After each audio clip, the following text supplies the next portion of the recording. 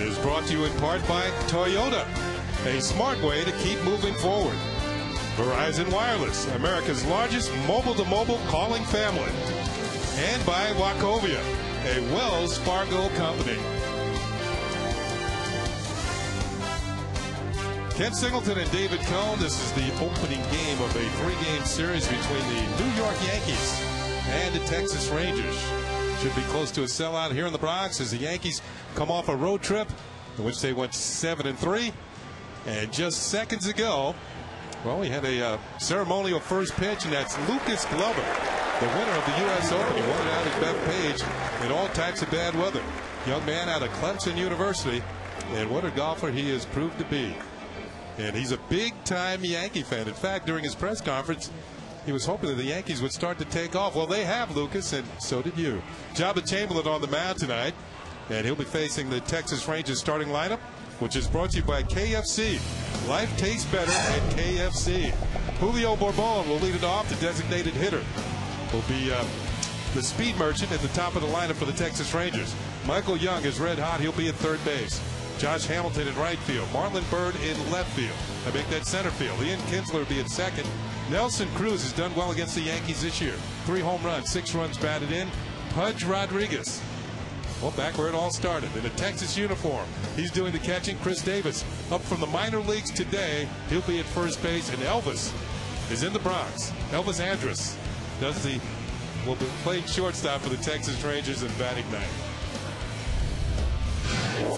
Here's a look at Jabba Chamberlain on the season. 23 starts, 8-3, 3.98 ERA, 126 and 2/3 innings, 62 walks, a little high, and 109 strikeouts.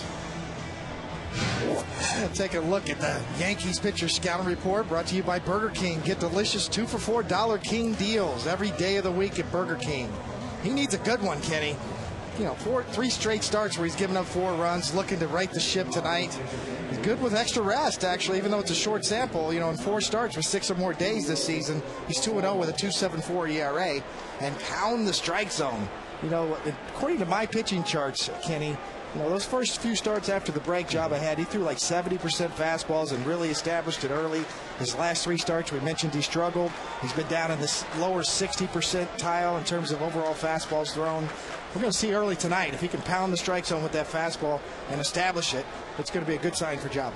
Julio Bourbon will lead it off for the Texas Rangers, who are just about ready to begin this homestand for the New York Yankees as they take on the Texas Rangers. Here's the first pitch of the ball game, and it's a little bit low for ball 1. Julio Bourbon recently recalled from the minor leagues. As you can see, he's gotten off to a pretty good start, hitting .432 with a homer and 7 runs batted in. This young man can fly. Pitch is in there for a call strike, and it's 1-1.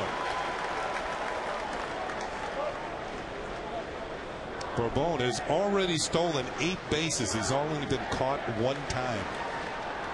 Breaking ball. It's a little bit low for ball 2. New York Yankees baseball is broadcast in Spanish. It's available by hitting the SAP button on your television. SAP is brought to you by Toyota, a smart way to keep moving forward. 2-1 pitch misses, and it's 3 balls and a strike. Well, David, you were talking about pounding the strike zone. He falls behind a speedy hitter. This is the type of guy you don't want to walk. 3-1 pitch is in there, and it's a full count. Let's check out the umpiring crew for tonight. Laz Diaz is calling balls and strikes. The veteran Bob Davidson at first base. Mike Muchinski at second, and Chuck Merriweather around at third.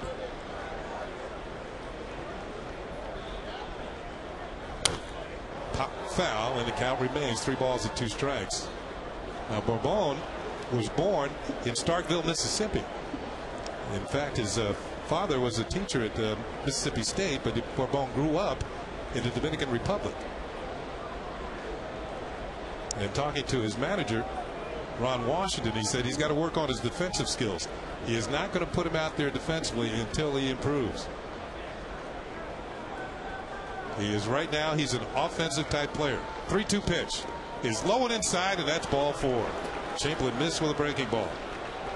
Let's check out the Yankees on defense behind Jabba Chamberlain tonight. From left to right in the outfield, you have Damon, Cabrera, and Swisher. In the infield, it's going to be Rodriguez, Jeter, Cano, and Teixeira. Jorge Posada doing the catching for Jabba Chamberlain, who's hit 11 batters this season, most in the American League. And here is Michael Young. All you can say is he has been red hot. 329, 21 homers, 63 runs batted in. One of the better hitters in the American League. And the first pitch is low and away for ball one. Michael Young is working on his 5th career 200 hit season.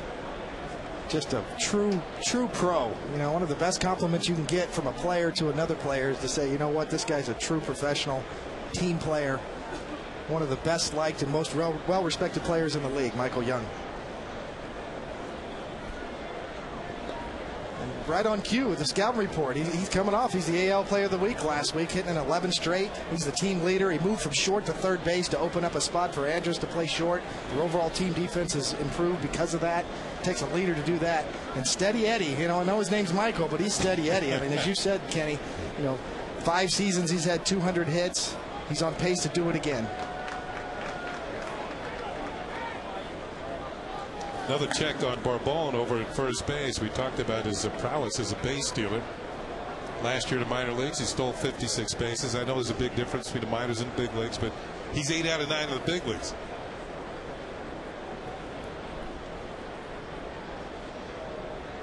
He's got a decent lead over at first. There he goes. Pitch is a ball. The throw to second is not in time. He's in with his 9th stolen base in 10 tries.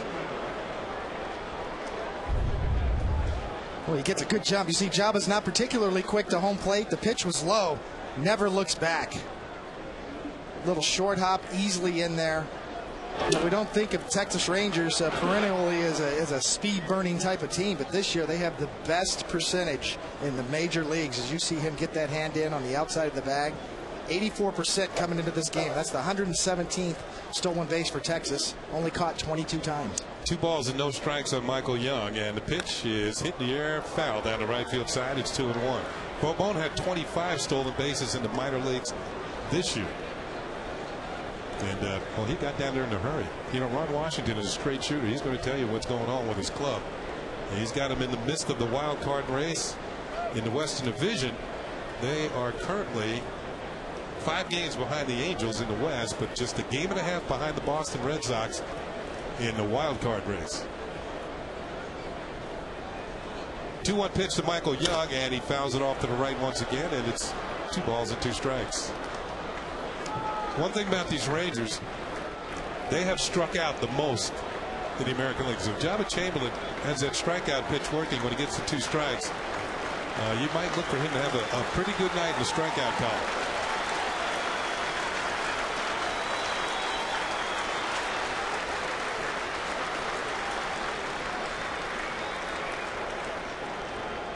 A timeout is called by Jorge Posada. I'm not sure whose attention he's trying to get out there. And of course, you got some power.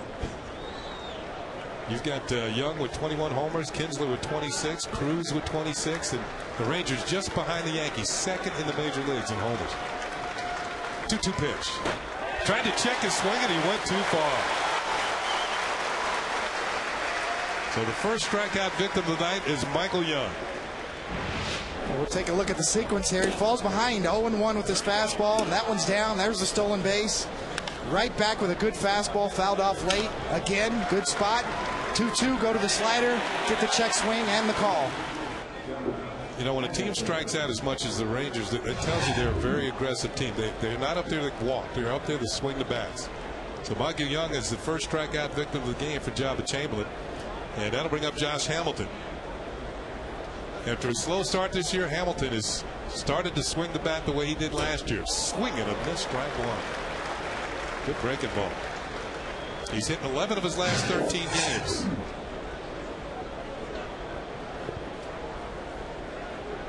But even so, he's only hit 2 home runs in his last 49 games. And here's the young man who put on that power show in the home run derby just across the street, the old Yankee Stadium last year. Next pitch is off the glove of Posada, but he slowed it down enough to recapture it and hold Barbone at second. NFL's in their training camps right now. This is the old tip drill. Tip it up, keep your eye on it, and collect it. That's a tough play. Up high like that, looking to go inside with a fastball. Really, a little highlight. Nice play by Jorge. Trying to check his swing, and Hamilton goes around too far. The breaking ball, and it's a ball and 2 strikes. It's a good slider, down and in, good location. See Hamilton reads fastball, tries to hold up, no chance. He's hitting just 230 against right-handed pitching this year, 330 against lefties. That's a major discrepancy in favor of facing a left-handed pitcher for a left-handed batter. Jabba ahead on the count, a ball and 2 strikes. Fouled off the glove of Posada. The count remains 1-2.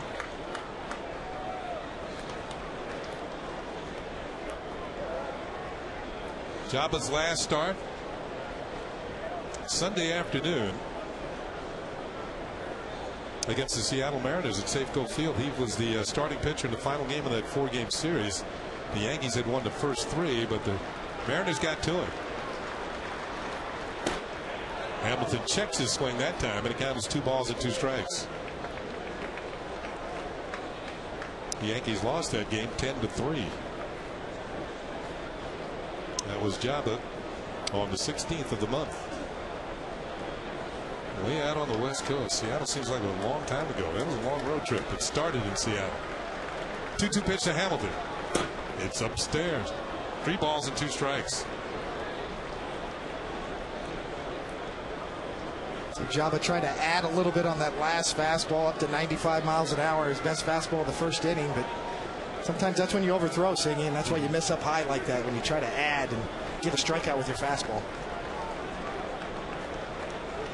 Runner at second with good speed. This will be the 19th pitch of the inning for Jabba Chamberlain. You talk about keeping pitch counts down. It's getting up there in the first.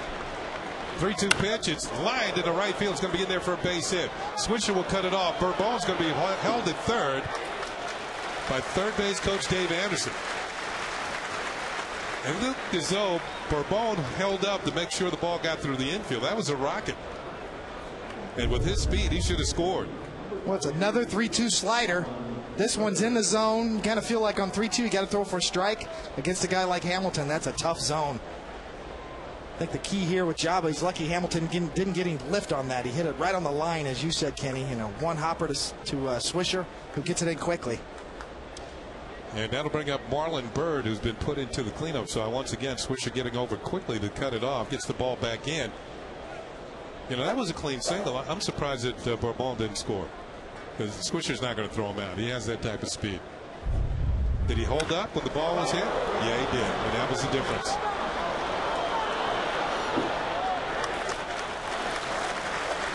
So first and third with 1 out. It'll bring up Marlon Byrd, who's been one of the hottest hitters in the Rangers lineup of late. Driven in 22 runs in his last 30 games.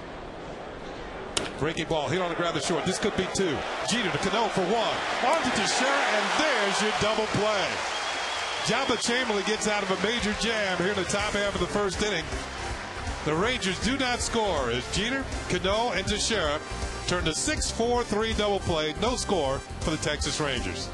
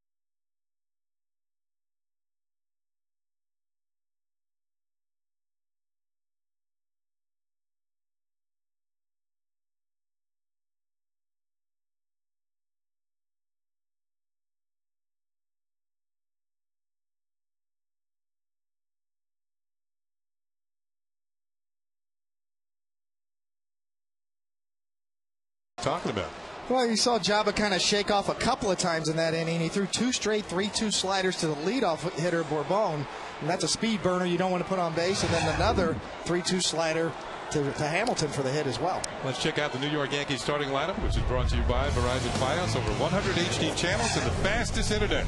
This is Fios. This is big. At the very top, Derek Jeter leading off. He'll be in short. Johnny Damon in left field. Mark Teixeira will be at first base. A-Rod, Alex Rodriguez will clean up. He'll be at third. Hideki Matsui, his last 3 games, 4 home runs, 9 runs batted in, 4 runs scored.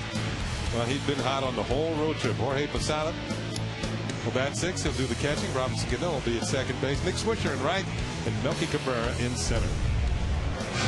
Here's the veteran Kevin Millwood on the season, 24 starts, 9-8, a good 3.43 ERA, 4.8 ERA rather, 155 in the third innings, 54-97 walks to strikeouts. Take a look at the Rangers pitching scouting report, brought to you by your local Nissan dealer. Leading the way, he's still the leader of that staff, an innings eater. He's been struggling lately, 1-3 with a 5.70 ERA over his last 8 starts, and road woes. He's 2-6 on the road this year with a 4.28 ERA. At home, he's 7-2. First pitch to Derek Jeter is high and outside for ball 1. Derek had a heck of a road trip, 21 for 43. That works out to a 488 batting average with 3 home runs. And you can see what he's done over his last 13 games. And here's the pitch, and Jeter fouls it off, 1-1. Any player in the major leagues, just pick any player. No player had more hits on one road trip than Derek Jeter had on the last road trip. 21 hits on the last road trip. Most hits on a Yankee road trip since Alfonso Soriano in 2003.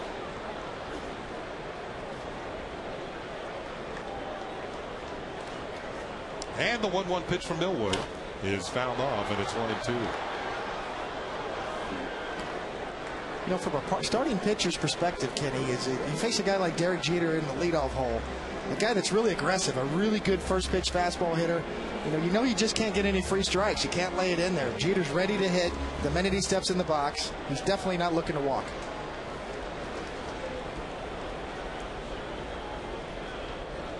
Millwood ahead on the count, a ball and 2 strikes. Pitch to Jeter is upstairs, and the count is 2-2. The last Yankee to have as many as 21 hits on a road trip and have an average as high as Jeter, you have to go back to June 57. That's 1957, of course, and that ball was outside. The count is full, 3-2. That was Bill Skowron. The Moose hit .528, had 28 hits on a road trip. 28. Well, the Yankees stay out for a month. 28 for 53. And Mickey Mantle with 21 for 42 on the same road trip. The Yankees, they had a 4-city trip, though. 3-2 pitch, and Jeter fouls it at the plate. On that particular trip, back in 1957, the Yankees went to Cleveland, Detroit, Chicago, and Kansas City. They might have been gone for a month.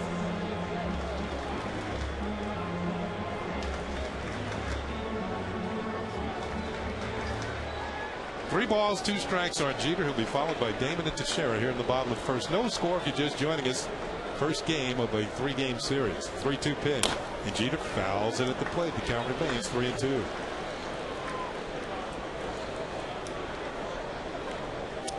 Fans, tonight's closed captioning is brought to you by your local Lexus dealers. Well, Pudge Rodriguez behind the plate, and of course he was with the Yankees last year. Before the game, he and Jeter renewed acquaintances behind the bat. It looks like he has equipment malfunction there. Well, I think that's a great pickup for the Rangers. Salto Lamacchia has got some injury problems. Pudge Rodriguez, so popular in Texas. To be able to slide right back into this Texas team at this point in the season is a huge pickup. As you see, Ivan the Great, his resume, 19 major league seasons. Man, as a catcher, boy, that says a lot. 14-time All-Star, 13 Gold Gloves, always had a cannon, always could throw out runners. He does have an MVP on his resume in 1999. Of course, the World Series championship with the Marlins. He has caught more games than anybody has ever caught in Major League history, past Carlton Fisk this year. And when you look at it, he's the all-time hits leader for the Texas Rangers. And shortly, Derek Jeter is going to be the all-time hit leader for the Yankees. He needs 20 more to tie Lou Gehrig on the all-time Yankee list. Derek now with 2,701 hits as he steps in right now. And here's the 3-2 pitch. It's high and inside, and there's the walk. Jeter's first walk since July 28th. Almost a month. But it's not like he hasn't been hitting. That's the thing. You know, that's a remarkable stat when you see that that's the first walk he's had in over 100 plate appearances. But at the same time, he's been sizzling hot, getting 3 hits a night almost on cue. 114 plate appearances his first walk. Came on the 8th pitch of that at-bat from Kevin Millwood. Well, that was his 113th plate appearance, and now the streak is over with. He's drawn a walk. Here's Johnny Damon. And the first pitch to Damon is in there for a call strike.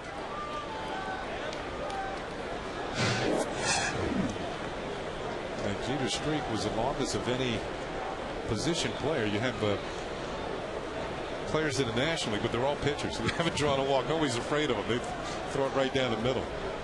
Damon loops one in the air to right field, moving over is Hamilton towards the gap, and he makes the catch for out number 1. It's time to check out the Texas Rangers on defense, and that's been one of the improvements of this team. Their defensive posture has improved this year. You got Cruz in left, Bird in center, and Hamilton in right. Young, Adras, Kinsler, and Davis. Rodriguez doing the catching. 13 Gold Gloves, most all-time by a catcher, and Kelvin Millwood on the mound tonight. As you can see, a good crowd on hand here in the Bronx, as usual. Mark Teixeira, 4-game hitting streak as he steps in. Got a man on with 1 out here in the bottom of the first. Millwood deals, and a breaking ball, maybe a cutter, high and inside for ball 1. Teixeira had a couple of home runs, 9 runs batted in on the 10-game trip. He is second in the league in homers to Carlos Pena, who's gotten hot again with the home run bat for the Rays. Leads Teixeira by 4 now. Jeter's running. Pitches inside. Here's the throw by Pudge, and Jeter is thrown out by Pudge Rodriguez. And that is out number 2.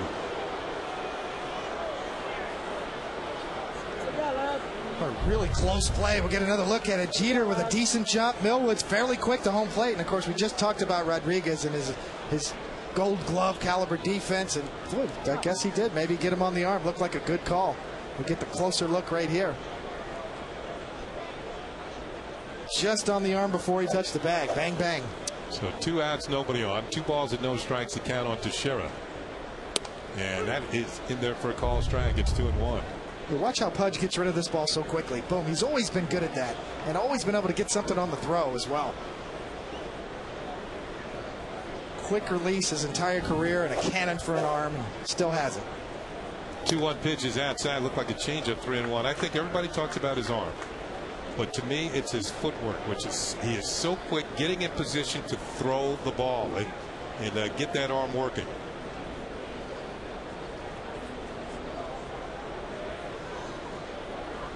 Teixeira ahead on the count and takes one inside and draws a walk. So second walk this inning handed out by Kevin Millwood. See, Kenny, it's exactly what you're talking about. His feet are already moving before he's even made the transfer out of the glove. You could see him get his feet set and get something behind that throw. Looked like a pitcher following through.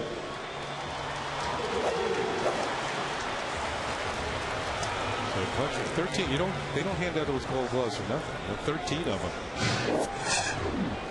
Here's Alex Rodriguez, who's hit Millwood pretty well in the past. 389, 7 for 18 with a home run.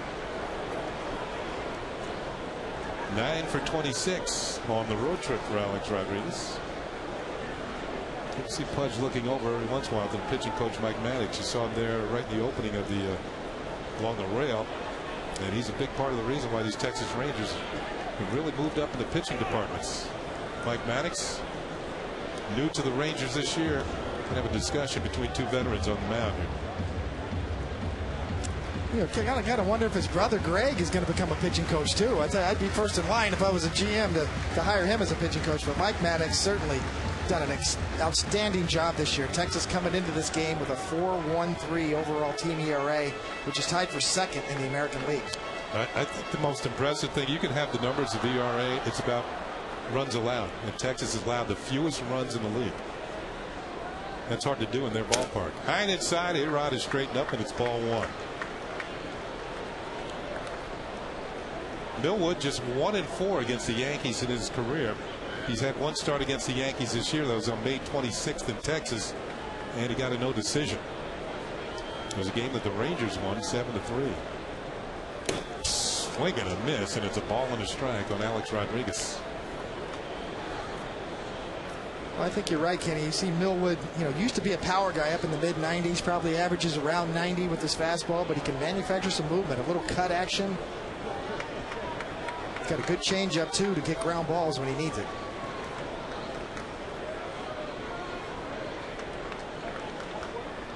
Breaking ball is looped towards right field. He's going to drop in for a base hit. Gutierrez is going to move as far as second base as Hamilton gets the ball back in. So the Yankees have 2 on with 2 outs here in the first, and that's their first hit of the ball game. A jam shot single to Alex Rodriguez.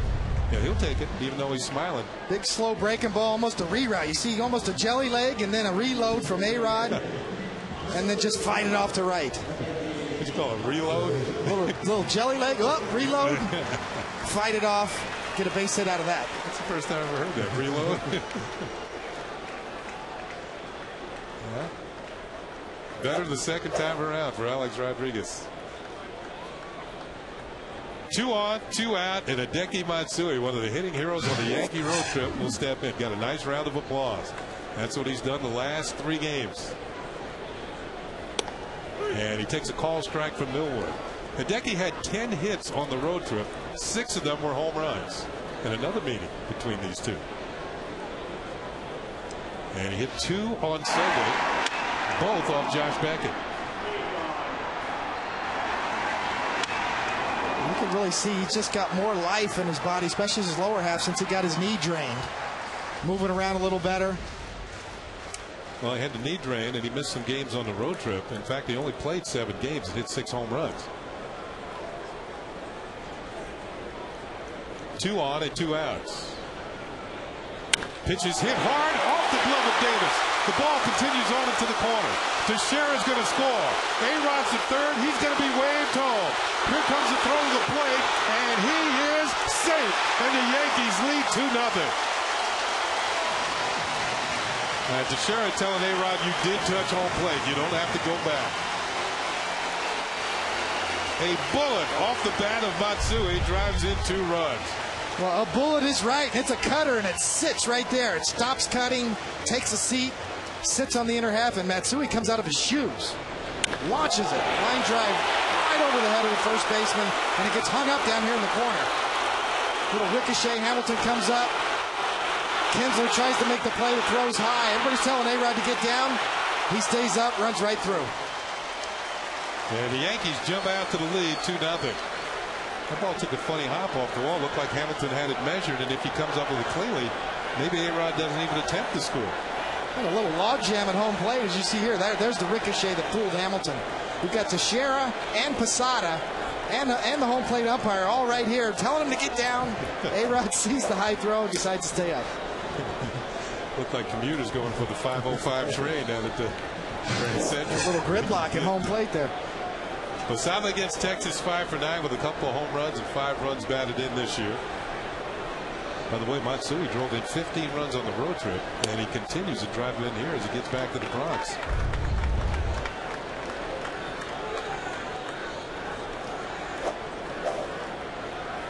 Yankees jump out to a 2-0 lead. Matsui's at second with his 20th double of the season. The pitch to Posada is low and inside. Good stop by Pudge Rodriguez. And the count is 2 balls and a strike on Jorge Posada. Yeah, to show you how hot Matsui is there, even though Millwood didn't get that pitch where he wanted to. Coming into this game, Millwood in that situation with 2 outs and runners in scoring position, opposing batters were batting 130 off of him this year. Matsui with a big two-run double right there.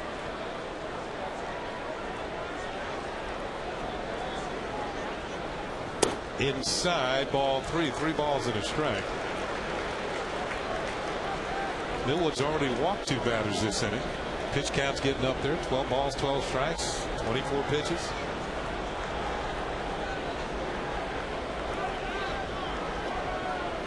Timeout is called.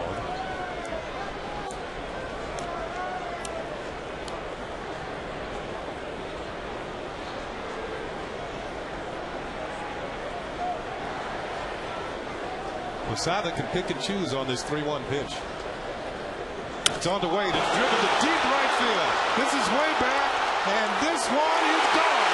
A home run for Jorge Posada, and the Yankees lead 4-0.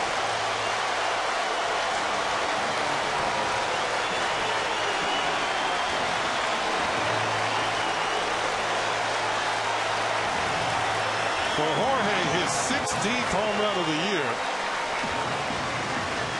Drives in Matsui ahead of him, and the Yankees have jumped out here in the first inning. Well, the 26th pitch of the inning for Millwood is a hanging changeup out over the plate.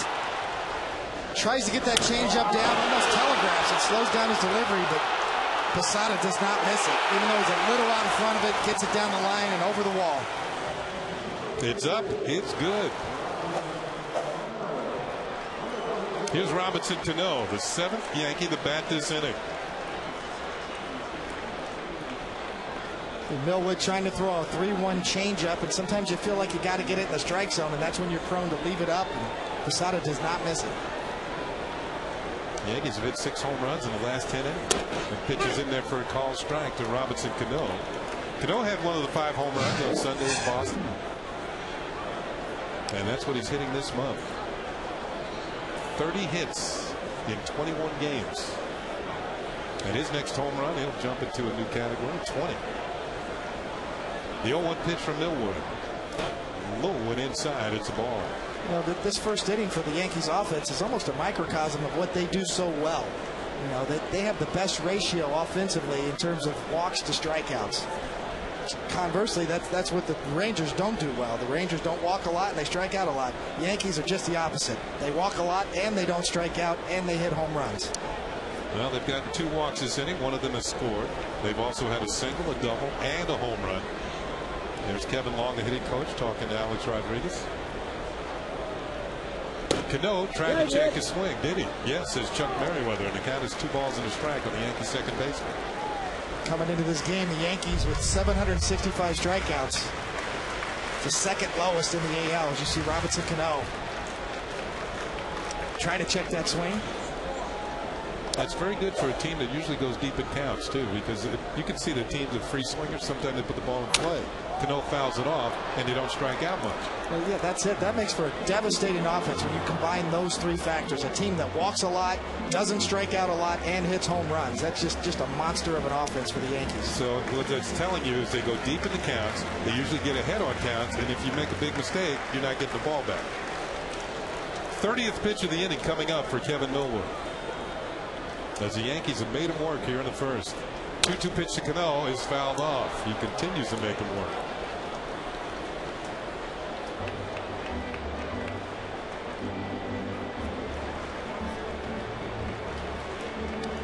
The Yankees now with 192 home runs make you wonder who's going to hit number 200.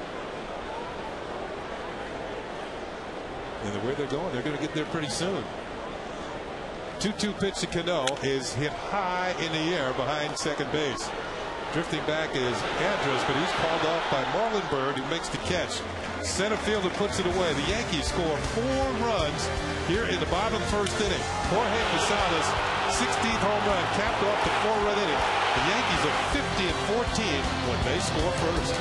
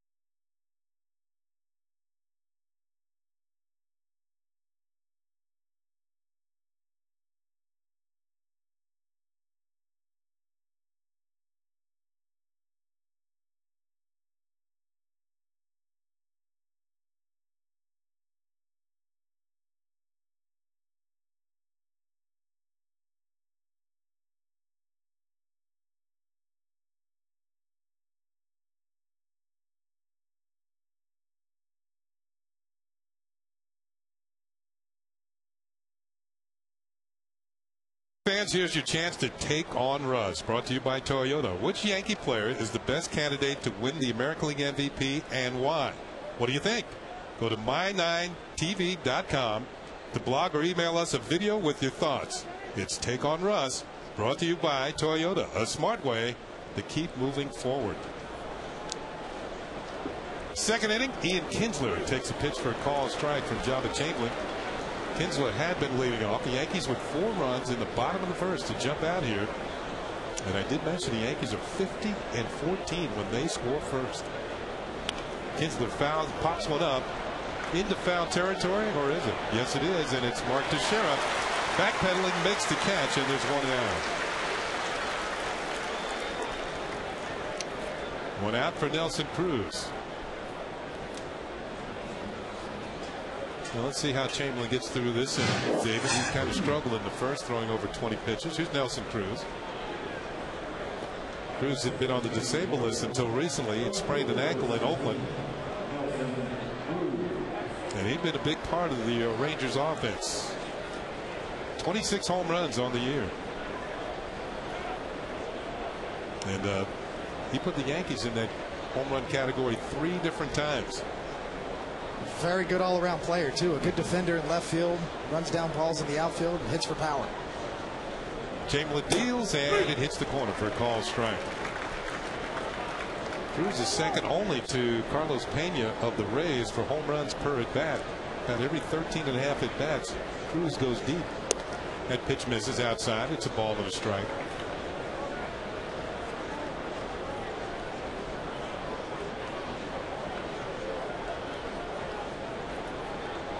One pitch, and that one misses. 2 balls and a strike.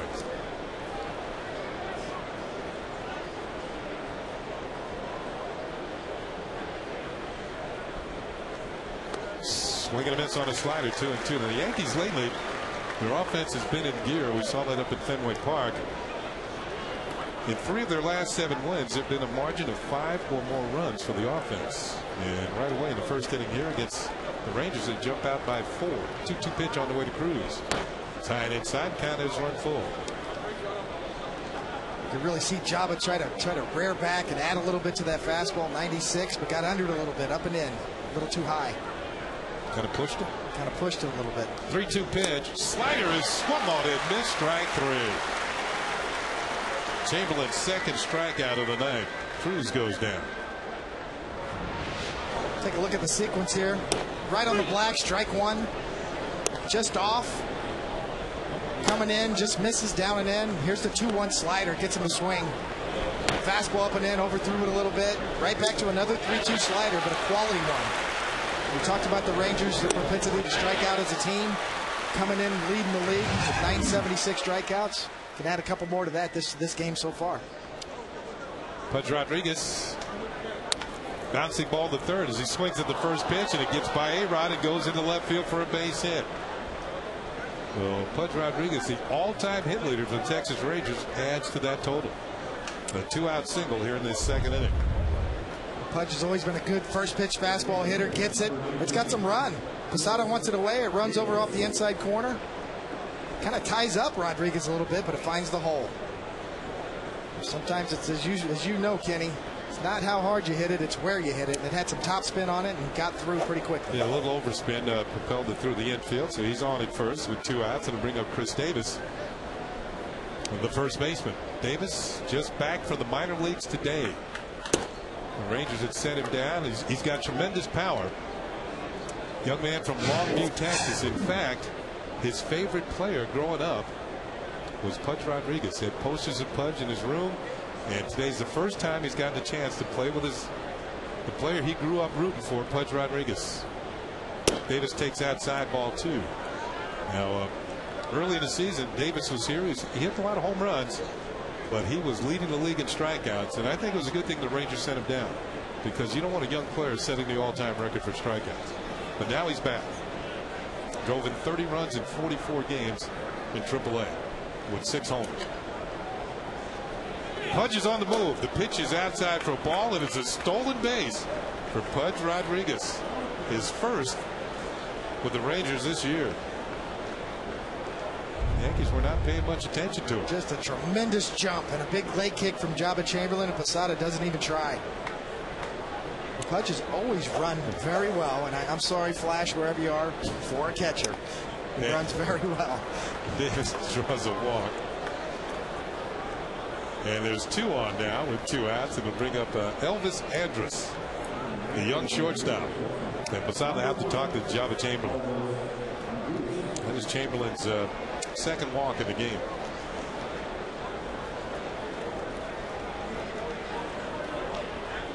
Making himself work a little harder here in the second inning. Pitch count getting up. Andrus steps in. Legitimate candidate for Rookie of the Year in the American League. Did a good job at shortstop. Won't turn 21 years old until tomorrow. Tried to check his swing. Did he go? No, says first base umpire Bob Davidson. Ball 1 to Elvis Andrus, who lately has hit in 12 of his last 15 games. Second in the American League in triples with 7.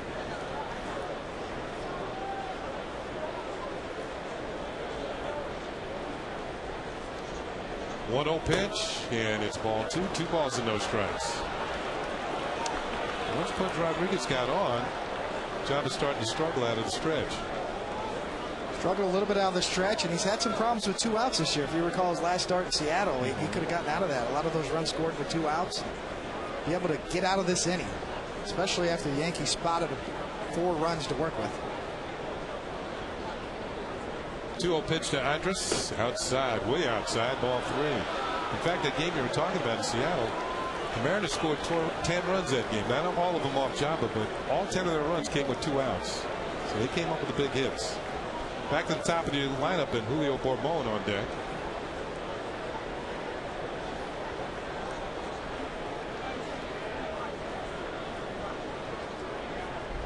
That one is right down the middle, in there for a call strike.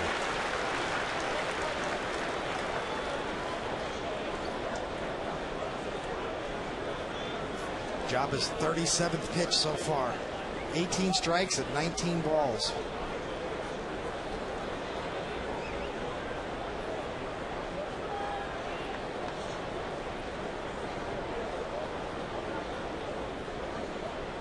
Runners go. The pitch is hit on the ground, and it's fair down the third baseline. Pudge Rodriguez is going to score. Davis to third. He's being waved home. And Andrus is in at second with a 2-run double, and now a 4-2 ball game. The Yankees have the lead.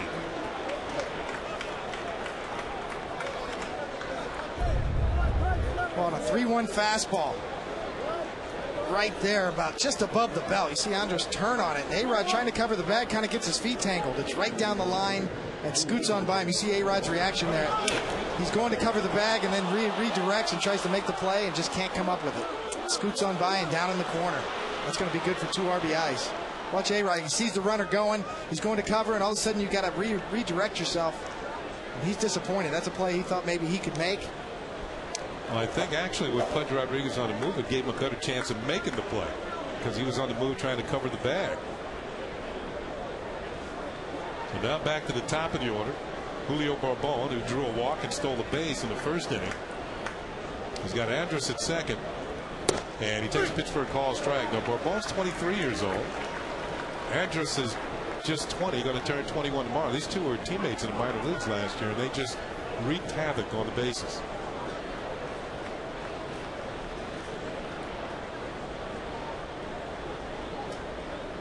Oh, 1 pitch is hit in the air to center field. Hit pretty well. Melky Cabrera turns, going back, and makes the catch just in front of the warning track, and to prevent any further damage by the Rangers here in the second inning.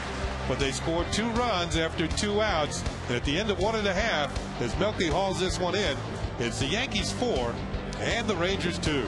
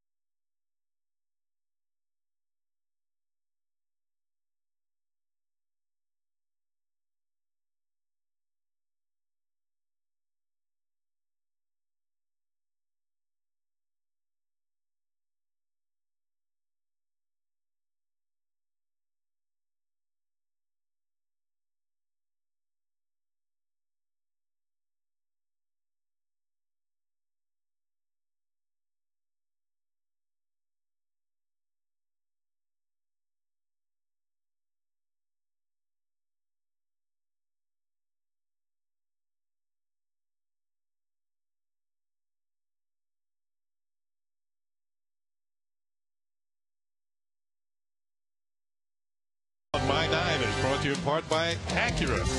Acura Advance. Burger King. Get delicious $2 for $4 King deals every day of the week at Burger King. And by the New York State Lottery. Hey, you never know. Now we know the score as we go to the bottom of the second. Beautiful sunset. Yankees leading 4-2. Thanks for joining us on My 9. Ken Singleton and David Cohn. First of a 3-game series. Here's Nick Swisher. And he takes the first pitch from Kevin Millwood, maybe a little low for ball 1. Swisher hit 3 home runs on the just completed road trip. That's what he's done in his career against Kevin Millwood. He's hit him pretty well. And the 1-0 pitch. Swisher takes upstairs, and his 2 balls and no strikes. You know, big deal about Swisher hitting 18 of his 21 home runs on the road. He's got more home runs on the road than any player in the American League. 18 of them. This should be a pretty good pitch to hit right here. 2-0 pitch. And it's a call strike. Up and out over the plate.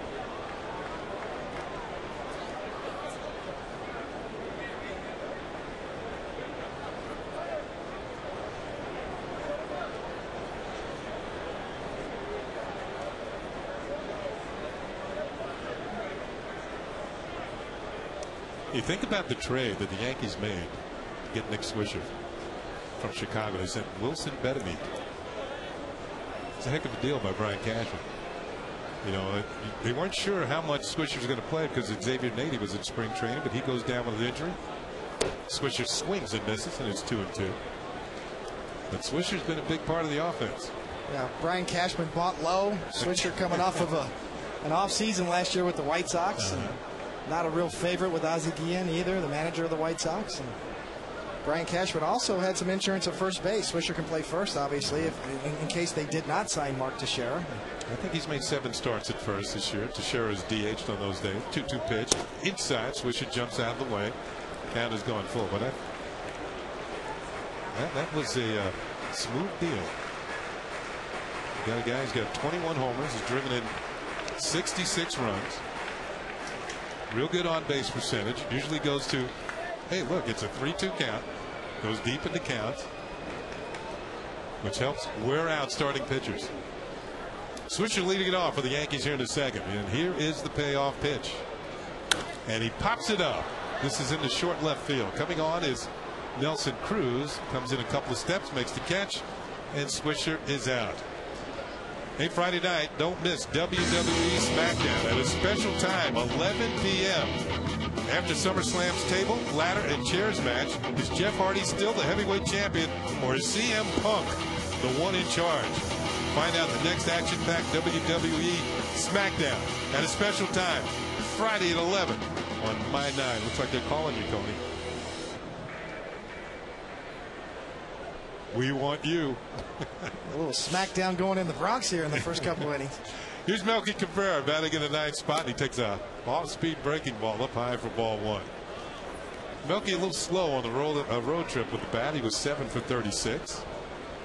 Played some solid defense. A couple of pictures of Melky. Broken bat grounder. Nice stop by Davis, who will flip to Millwood for the out. So Chris Davis showing off his defensive prowess at first, robbing Melky Cabrera of what might have been an extra base hit. Well, you called it. It's off the end of the bat. And just because of that fact, gives Davis just enough time to get over there right down the line, and a hustling Kevin Millwood covering. The fact that that ball wasn't hit that hard gave him that little extra step to get there, and Millwood with plenty of time to get over as well. The 2 outs. And nobody on for the Yankees here in the second. How many times did you run that play in the spring training? It becomes like muscle memory, doesn't it? It does. Balls hit the right side, you break for first base. It's a good feeling for a pitcher, too, when you see the runner running down first base line with the knob of the bat still in his hand. You know you made a good pitch. Here is Jeter, who drew a walk. His first walk since July 28th. First time up tonight. And takes a pitch outside for a ball. Derek had gone 113 plate appearances without a base on balls. There are his American League ranks. There's a call strike, and it's 1-1. 2 outs, nobody on. Yankees up 4-2, bottom of the second inning. Jeter hitting .409 against Texas this year. One of those late afternoon batting averages. Pitch, a little blooper towards right field, and that average is going to go up. Derek Jeter with a bloop single, and is now 1 for 1 tonight, and has been on base twice. Yankees' 4th hit of the game. Well, when you're hot, Kenny. You know what? And we've seen Derek Jeter do this so much. Get tied up, fight it off. Scott Brocious, the former third baseman for the Yankees in the 90s, called that swing a sort of a recession-proof swing. You won't go into slumps because he just lets the ball get so deep, and you think, man, he got jammed. He fought that pitch off, and we've seen Derek Jeter get so many hits in his career just like that. Well, you should wish the national economy was recession-proof, huh? Here's Damon. And the first pitch is off-speed pitch outside, ball 1. By the way, Derek is now hitting 17 of his last 19 games. Damon flying out to right field. And Josh Hamilton in the first inning. Moving up on Lou Gehrig, just 19 behind now. For the all-time lead for hits by a Yankee. Inside for a ball. Yankees leading 4-2. Ken Singleton and David Cone here tonight. First game of a 3-game series between the Yankees and the Texas Rangers. The Yankees with a 7-game lead in the Eastern Division. The Rangers a game and a half behind the Boston Red Sox in the wild card. So important games for both these teams. Damon takes inside, ball 3. 3 balls and no strikes. Kevin Millwood, 45 pitches. Neither pitcher has a good ratio of strikes to balls. 23 strikes, 22 balls so far.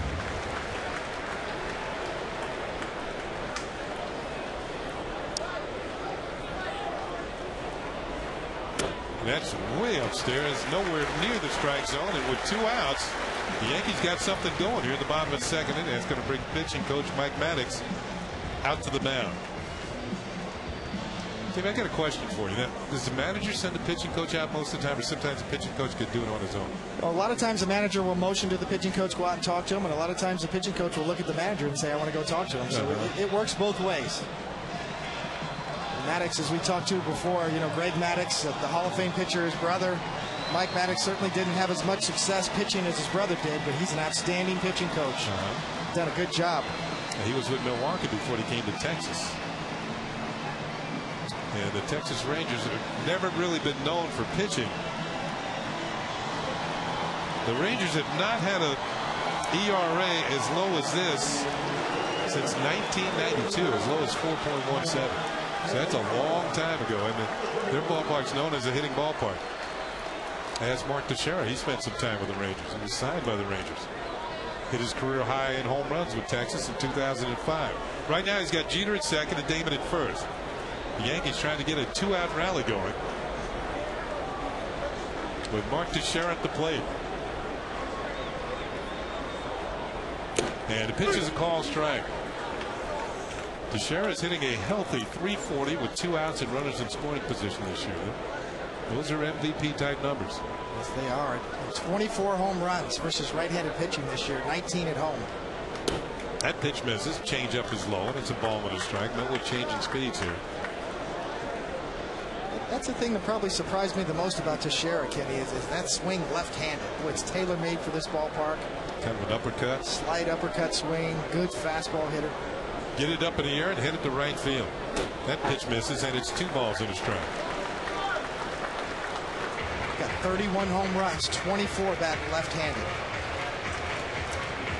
That's about right. You hit about 2.5 to 1 because you get up about 2.5 times to 1, left-handed to right-handed.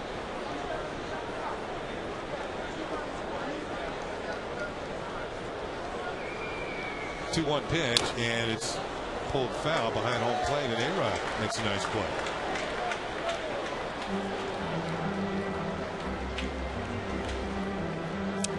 A-Rod is on deck if Teixeira can keep it going here in the bottom of the second. The Yankees had 4 runs on 3 hits in the first inning. They got 2 on with 2 outs here in the second.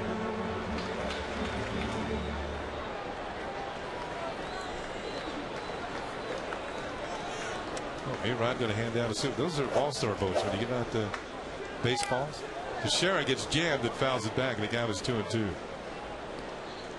Well, you can see how tight A-Rod and Teixeira are. It's almost like A-Rod's just going through every pitch with Teixeira's at bat here, standing behind him.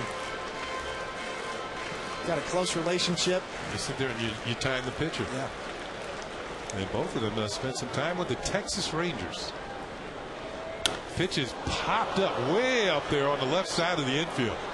It's going to take a while to come down. Andrus is there, makes the catch, and the Yankees will leave 2 on here in the bottom of the second inning against Kevin Millwood and the Texas Rangers. At the end of 2 here in the Bronx, the Yankees lead 4-2.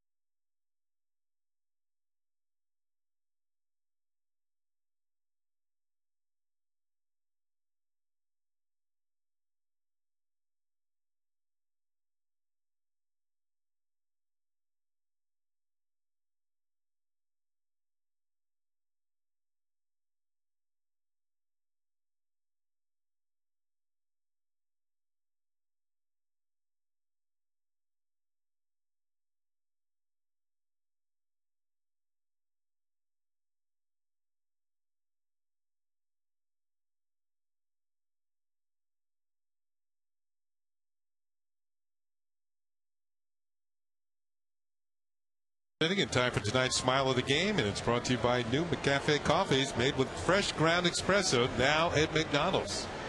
It's a beautiful smile. Yankee fan, I'm sure. Happy the Yankees are on top by a score of 4-2 as we head to the third inning. It's going to be Young, Hamilton, and Bird against Jabba Chamberlain. Michael Young struck out swinging, tried to check a swing in the first, and takes a pitch outside for ball 1. Let's check out the scores on the Burger King scoreboard. 4-2, Yankees on top. 4 runs on 4 hits. Michael Young fouls one back just to our right, and it's a ball and a strike on the all-star third baseman.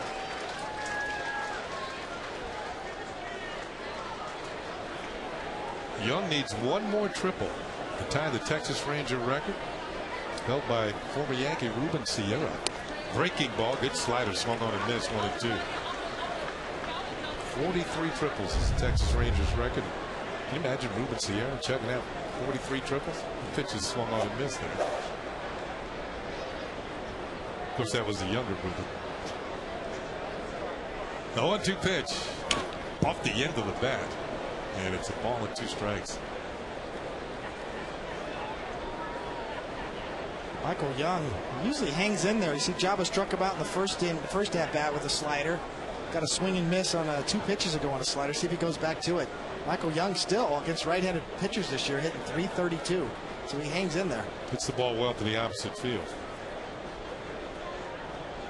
Fastball lined into right field, and it's caught by Nick Swisher. Well, right on cue, Michael Young hits a rocket to the opposite field, but Nick Swisher comes up with a heck of a play. It's an excellent play by Swisher. He fully committed to go to that ball. If it gets by him, it might be a triple. But that's what you got to do. And Kenny, you can speak to it better than me, being the outfielder, but it looked to me like he committed all the way. He's going to try to make this play. Just enough time to get the ball before it hits the ground. Yeah, any indecision, and you're caught no man's land on a ball hit that hard. Jabba appreciates the defensive help, and it'll bring up Josh Hamilton. Hits a slow roller. A good side job. It's going to be a tough play for Cano. He flips to the share, and the ball gets by him. And Josh Hamilton's going to be safe at first. And we'll see how they score that one. It's going to be a base hit for Josh Hamilton. Infield single, his second hit of the game. Well, Hamilton runs well, and Robbie feels like the only thing he can do is the shuttle toss with the glove. It looks like it gets hung up in the glove a little bit. He's got to kind of tries to push it and pulls it. Kind of ball's hung up in his glove a little bit right there, as you see. He tries and just rolls off the fingers of the glove and kind of hooks it to Scherer with no chance. Hamilton runs well. He's an excellent athlete, a good outfielder. Makes a little move there toward, it could be misconstrued, but once you turn toward second base, you got to get back to first, because once you commit to second, it's no longer automatic that you get first base. It could be the slightest move whatsoever, and they can get you out. Here's a pitch to Cruz, and it's inside for a ball. If they feel you've made any sort of an attempt to go to second, then you have to hustle back to first. Here's Marlon Byrd. Hit to an inning-ending double play in the first inning. That was a big double play. At the time, the Marlins had, I should say, the Rangers had runners on the corners with one out. Yeah, very uncharacteristic double play for Texas this year. They've only hit into 65 double plays coming into this game. Now 66, as you mentioned, Kenny. And that is by far the fewest in the major leagues. 65 grounded into double plays this year for the Rangers. One thing I noticed, they have a few guys with high stolen base totals, but everybody else has some. So that means they have decent speed on their club. That pitch is a ball. 2-0. You've got Bowen has 9. He hasn't been here that long. Young has 8. Hamilton has 8 steals. Bird has 8. Then you get into Kinsler with 24. Cruz with 17. And Andrus at the bottom with 24. So there's decent team speed there with Texas. Good team speed, and it translates to good team defense as well this year. 2-0 pitch to Bird, and that is in there for a call strike. 2-1.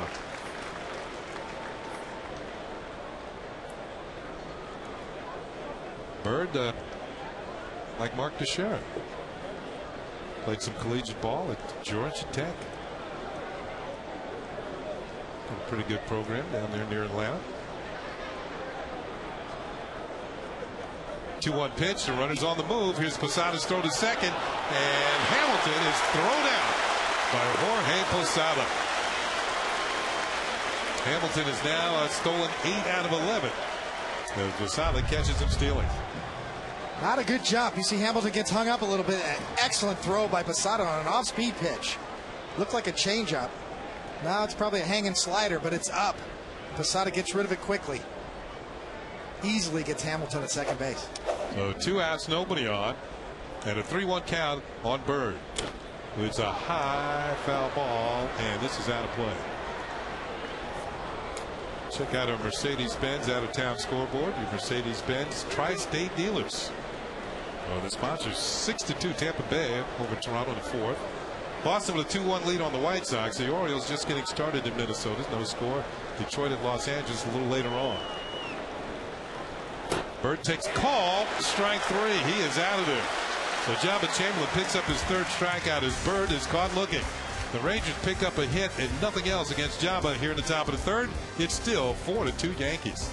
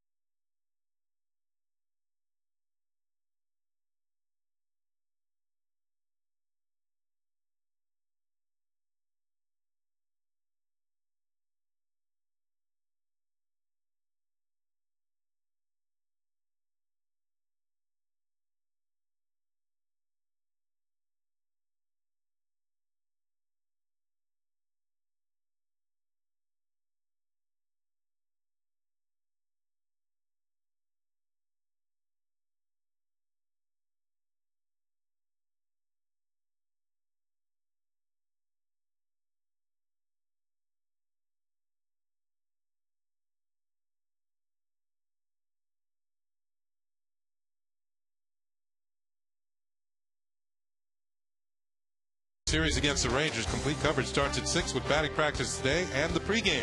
And Thursday afternoon, the series concludes with pregame coverage starting at 12:30. Rangers-Yankees tomorrow and Thursday, only on Yes. Here's Alex Rodriguez, bottom of the third, and he swings at the first pitch off the end of the bat.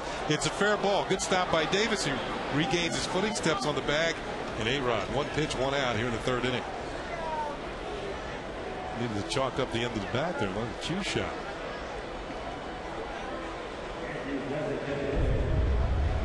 The first pitch cutter. Ball just keeps moving away from A-Rod. A-Rod swings at it like a straight fastball right off the end of the bat.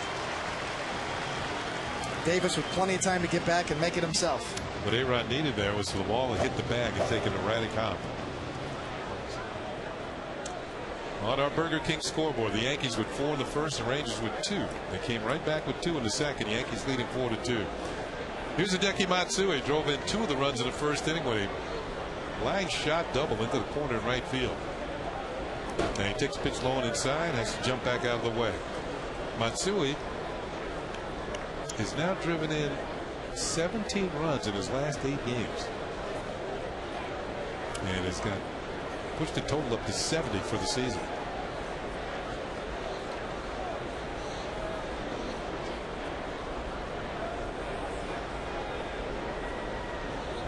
Pitches hit slowly towards second for Kinsler.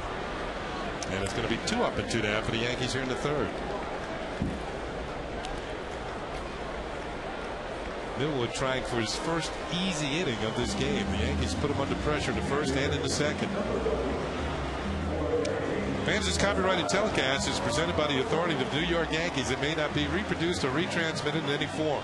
And the accounts and descriptions of this game may not be disseminated without the express written consent. That's written consent of the New York Yankees. Here's Jorge Posada. Posada capped off the scoring for the Yankees in the first inning with his 16th home run of the year into the seats in right field. That was with Matsui aboard. And he swings here at the first pitch. It's going to be an easy inning for Kevin Millwood.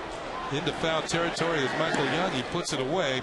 A 4-pitch inning for Kevin. Can't get much better than that. But the Yankees maintain a 4-2 lead.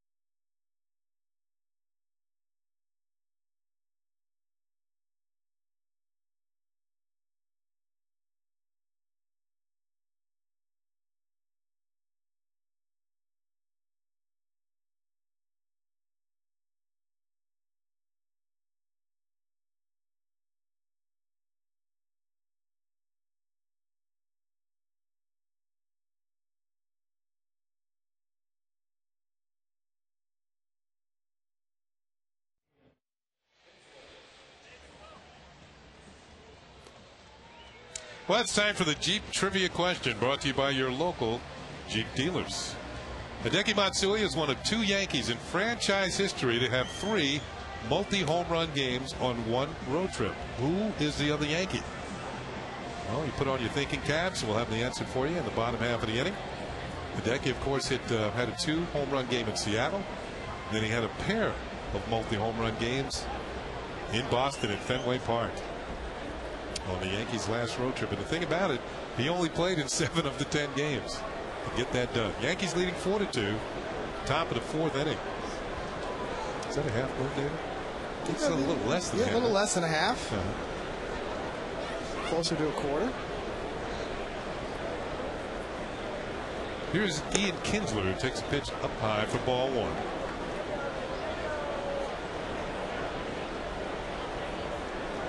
Kinsler's been dropped down the leadoff spot, but he's up there in both home runs and runs batted in on this Rangers team. So maybe trying to take more advantage of his power.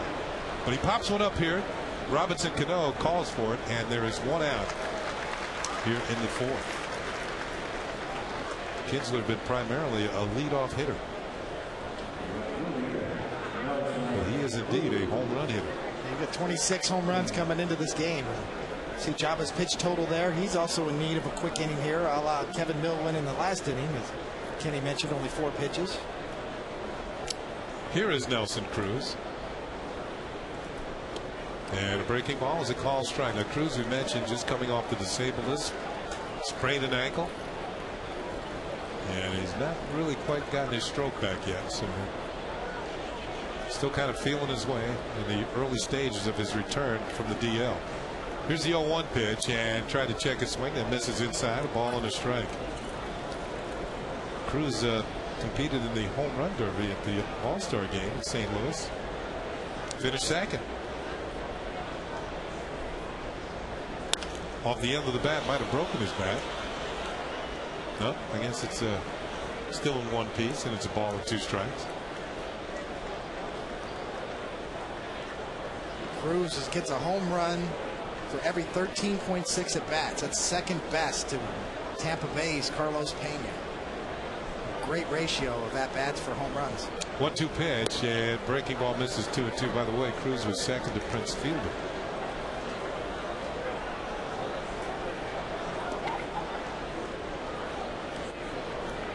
2-2 pitch is on the way, and a wild swing and a miss, strike 3. Jaba now has 4 strikeouts, and he's gotten Cruz twice. This is what it looks like when you swing a bat in a swimming pool. Completely fooled on the slider. The old underwater swing.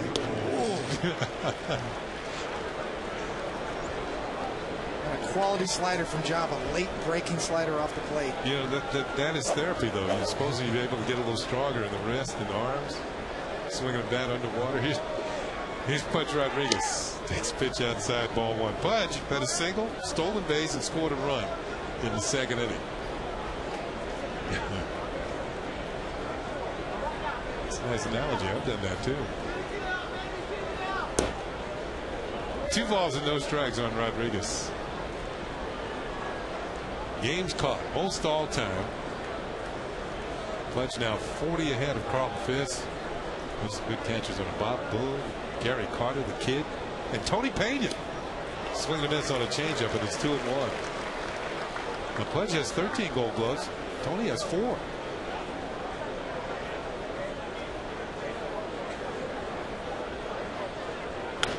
Popped up.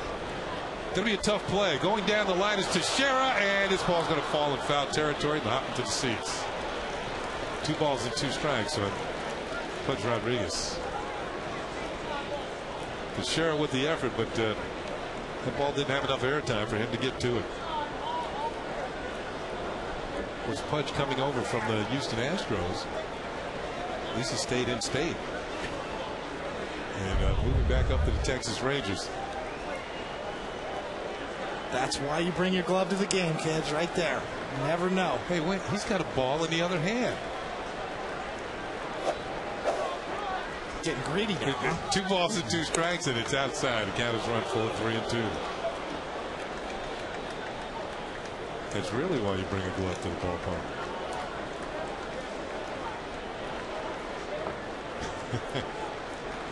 You also get on my 9. Here's the payoff pitch to Rodriguez, and it's ball 4. Jaba. Now he's looking for the quick inning. Going to have to work a little harder here in the 4th inning as he walks Pudge Rodriguez with 2 outs. 3rd walk charged to Chamberlain. Pudge actually stole the bag his last time. You pay a little bit more attention to him. Jaba going with the last 2 3-2 counts. He's going with fastballs to break it up a little bit. So I like the pitch selection. You know, so far, Jaba's thrown 39 fastballs, 25 breaking balls, which breaks down to about 60% fastballs. Is that enough, or would you like to see a little higher? I'd like to see a little higher. His first 3 starts after the All-Star break, he was up around 70% fastballs when he had those great games. Chris Davis takes a breaking ball upstairs for ball 1. Davis, the time we saw him in Texas, is an excellent low fastball hitter. And kind of an upswing. And let's see if he's made any changes or adjustments since being sent down to the minors.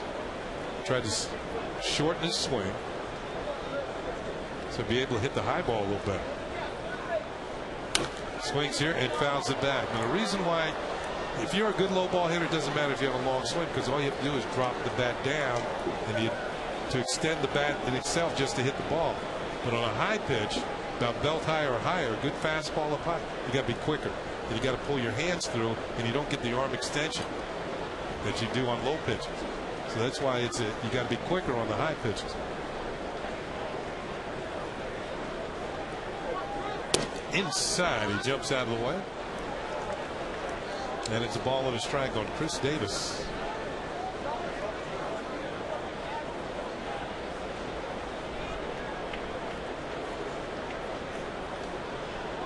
Jaba averaging right around 93 miles an hour for his fastball. Topped out at 96 on one particular pitch. There's the throw to first to check on Pudge. What'd you say? He runs well for a catcher? Runs very well for a catcher. He always has. Pudge has been a great athlete. Yeah. It's Gary Pettis, the first base coach, and you see the stopwatch in his hand there. Probably telling Pudge how quick Jaba is to the plate. Gary Pettis in his heyday could steal some bases. Good defender at center field too.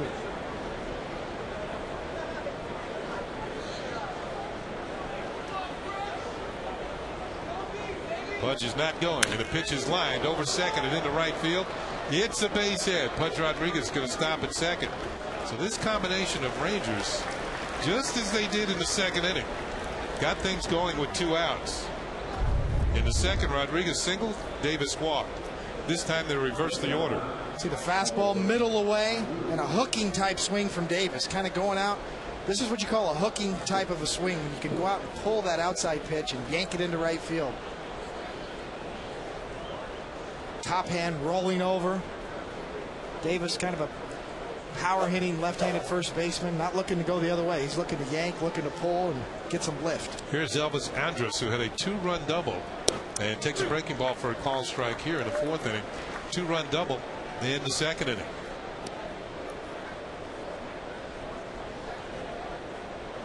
It is something that the Rangers went with a 20-year-old shortstop in spring training and moved a former Gold Glover to third in Michael Young. Pitch is fouled back, and the count is 0-2. Yeah, it was a real source of controversy too. Michael Young not happy about it at first, and talked to some of his teammates. Ian Kinsler talked to him in the offseason and kind of convinced him that it was the right thing to do for the team. And I don't think there was any doubt. Michael Young's such a great team player, so well respected, that he made the decision. I'll go ahead and move once again to third base to make room for this kid. Michael Young went on to make the All-Star team as a third baseman. Jaba's ahead on the count. No balls and 2 strikes. Timeout is called. Meanwhile, Andrus has been just about everything as advertised. He's been a very good fielder. Gets his hit, steals his bases down at the bottom of the order. The Rangers aren't looking for him to provide all that much offense. And there's only been one problem between him and Ron Washington, the manager. I was talking to Washington before the game. And earlier this year, Andrus is making errors late in ball games. So Ron Washington called him into the office and said, look, if you want to be in the ball game from the 7th, 8th, and 9th innings, when we're ahead, you got to concentrate and make the plays. He says, I got an 11-time Gold Glover on the bench in Omar Vizquel, and if you don't stop making errors late in ball games, you're going to be sitting next to me, and he'll be in the game. And he said, since that time, Andrus has picked up the pace. He got the message. That pitch is blown away. Good stop by Posada. It's 1-2. That's classic Ron Washington. Just a class act with an old school kind of a guy. You know, I think you said too, Kenny. You said that's enough. Kicked him out of the office after he made that point. You know, I'm done with you. He made the point and said, you are dismissed. You can go now. The 1-2 pitch. Andrus checks the swing, and the count is 2 balls and 2 strikes. Looked like Jabba tried to get him to chase a pitch out of the zone. Not quite close enough to the strike zone to get him to bite. Ken Singleton and David Cone tonight. Yankees leading 4-2 in the top of the 4th inning. Yankees scoring their 4 in the first inning, and the Rangers with their 2 in the second. 2-2 pitch hit on the ground towards the hole, and it's going to get through for a base hit. Rounding third, here's a throw to the plate. Pudge Rodriguez will score, and it's now a 4-3 ball game. And Andrus, a player who they were not counting on for that much offense, has driven in all 3 runs for the Rangers tonight. Jeter had Andrus kind of shaded up the middle a bit, but he gets an off-speed pitch, a slider. It stays right there on the outer third. You can see it kind of rolls over. See Jeter cheating up the middle just a bit. And he's got a long way to go to cover that hole. Makes a dive, almost gets there. Would have saved a run if he knocks it down. Just couldn't quite make it. Jabba on his 74th pitch early in this game. Another 2-out RBI. Top of the order, and Barbone takes a pitch for a strike. So Andrus now has doubled and singled and driven in all 3 runs. Turns it over to his former minor league teammate, now big league teammate, Julio Barbone, who has walked, stolen a base, and flied out to fairly deep center field.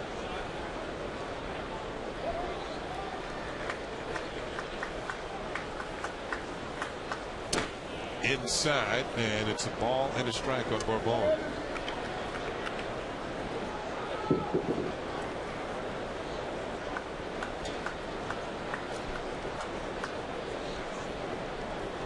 Rangers have the type of offense they can get back into any ball game. This all started with a 2-out walk. Breaking ball hit on the ground at first, but foul. In the second inning, it all started with a 2-out single, when the Rangers scored their 2 runs. Those really get to you as a pitcher too, Kenny. When you got 2 outs. Those 2-out RBIs are huge offensively for a team and crushers for a pitcher. When you realize you're 1 pitch from getting out of that inning, and now you're still standing on the mound getting ready to throw your 78th pitch here at the bottom of the 4th. And we talked about Jabba on extra rest in this particular start. 8 days. Joe Girardi announced before the game that he will make his next start on time Sunday. 1-2 pitch to Barbone, and he fouls it back. By the way, the 3 runs batted in for Andrus tonight, a career high.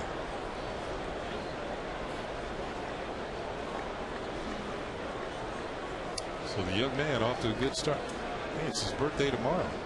An early birthday present for himself.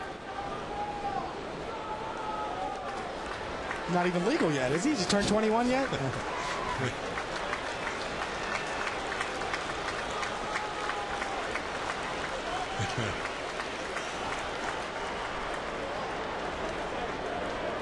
Anything wrong with the signs right there, David? Well, we've seen Jabba. He's not afraid to shake off. He likes to call his own game. At times, Posada said he gets a little predictable in 3-2 counts, throwing sliders. But here, 1-2, he's got a definite idea. Breaking ball and nub foul at the plate. Still remains a ball and 2 strikes. Now, we always talk about rhythm between a pitcher and a catcher, and sometimes you see when a pitcher's really rolling, you can almost see the same amount of time between each and every pitch. But sometimes you see it's disjointed.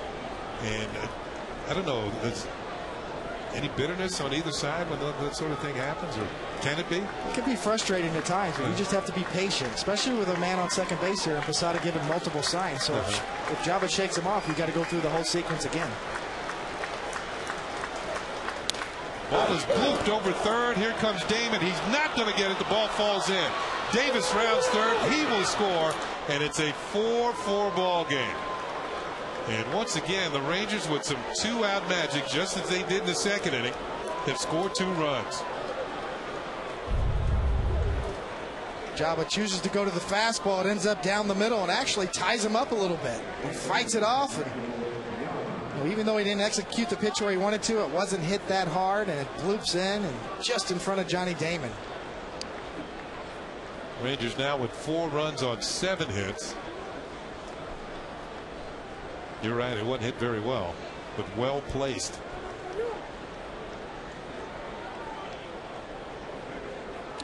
Barbone picks up his 8th major league run batted in. And that'll bring up the even more dangerous Michael Young. Young tonight is struck out and lined out. Nice play by Nick Swisher in the third inning. Robbed him of a hit. Breaking ball hits the inside corner for a call strike. We talked about Jabba Chamberlain. As you see, Michael Young 0 for 2 with a strikeout and a foul out. But Jabba's clearly not sharp tonight. You know, his breakdown of pitches is 46 fastballs now and 33 breaking balls with maybe one changeup. So 57% fastballs. Not real good command of either his breaking stuff or his fastball tonight. The 0-1 pitch, and that misses the outside corner. A ball and a strike. Now remember, it's been what, eight days since he's pitched. Very tough. He threw a simulated game in the bullpen in between starts, up to 80 pitches. Trying to do everything he can in his work routine in between starts to stay sharp.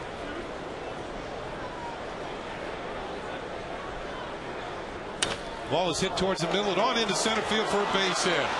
Andrus rounds third. He's going to score. Bourbon's on his way to third. He'll be in there safely, and moving down to second is Michael Young, as the Rangers have fought all the way back and now have taken the lead. It's 5-4 Texas. Jabba threw 7 pitches to get the first 2 outs. He's thrown 24 since. You can see a fastball meant to go down and away ends up and out over the plate. Michael Young does not miss too many pitches like this. Doesn't try to do too much. Right back up the box. The Rangers have the lead. 5-4 now. They have 5 runs on 8 hits. And now they got runners at second and third at 2 outs. And Josh Hamilton, the plate, who's got a couple of hits tonight. Swing and a miss on an off-speed pitch, strike 1. The Yankee bullpen has gotten busy. That is David Robertson.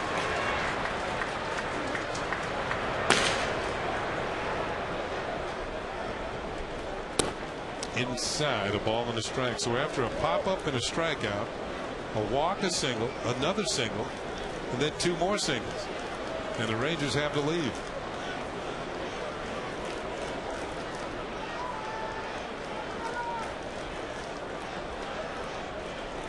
Changeup is swung on and missed, strike 2. A ball and 2 strikes on Josh Hamilton. Back-to-back changeups and good ones. Now that's a pitch Jabba could really use when he's having trouble locating that fastball, because he does have a good changeup.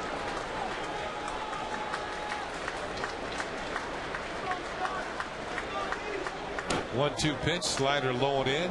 Hamilton would not chase. You know, that's a pitch, David, it can be very effective, but you got to get it close enough to the strike zone to get that left-handed hitter to think it's a fastball. 2-2.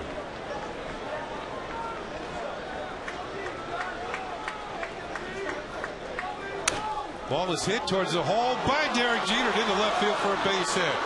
Bourbon will score. Here comes Young, and the Rangers now lead 7-4. Well, the Rangers came alive with 2 outs in this inning and have scored 5 times. We'll take a look at the sequence. Was Hamilton, the first pitch changeup, fastball in off the plate, back to the changeup. Now you got 1 and 2. Tries to come in with the slider down and in. It's a fastball that's up and in, and that shows you how strong Hamilton is to be able to fight this pitch off. That pitch is almost letter high above the belt. Gets tied up a little bit. Once again, Derek Jeter kind of cheating up the middle. Hamilton strong enough to get it through. Rangers have batted around in this inning as Bird swings at the first pitch and fouls it off. Bird is hit to a double play and struck out. He's 0 for 2.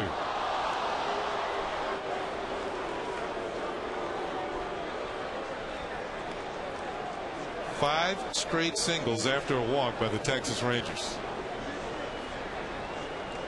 A team that's known for their home run power. A lot of times a single will do the job. Breaking ball hangs high. It's 1-1. Tonight, Jabba has allowed the most earned runs he's ever allowed in a game. 7. Doing a lot of 2-out damage too. He's so close to being out of it and can't quite finish off innings. Same thing happened in Seattle. We mentioned the fact that the not all of the runs against Jabba, but 10 runs in that game scored by the Mariners, all with 2 outs.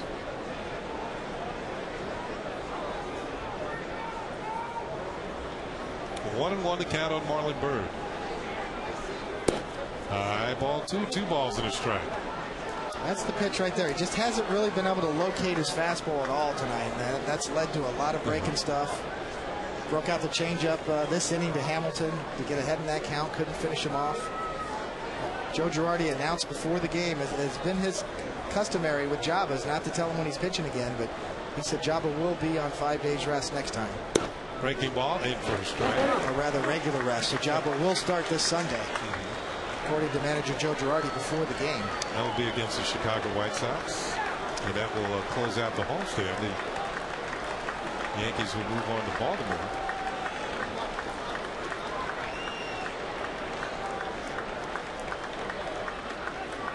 Two-two pitch to Bird. Off the end of the bat, fouled back to the screen. The count holds at 2 balls and 2 strikes. Well, 2 high-scoring ball clubs. If you make many mistakes, these 2 type of teams, you're going to give up some runs. And so far, 3.5 innings, 11 runs have been scored in this game, including 5 by the Texas Rangers here in the 4th. Pitch to Bird, and he fouls it off, fights off a high fastball.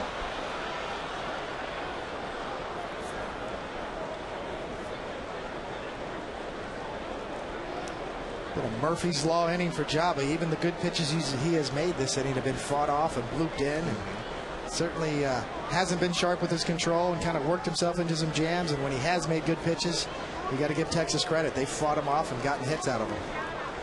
The hardest hit was the one by Davis, the single to right field. That was a line drive. 2-2 pitch, and it's low and away, and that means Hamilton will be off and running with this 3-2 pitch with 2 outs.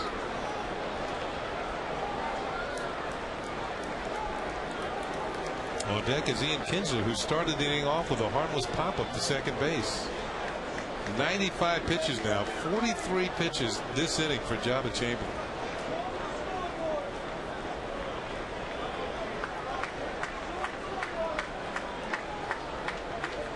Runner goes, and the pitch is called strike 3. Bird is called down on strikes, and the inning finally ends for Jabba Chamberlain, but not before the Texas Rangers come up with 5 runs and plenty of singles in this inning. Singles of all varieties, and the Rangers have taken the lead.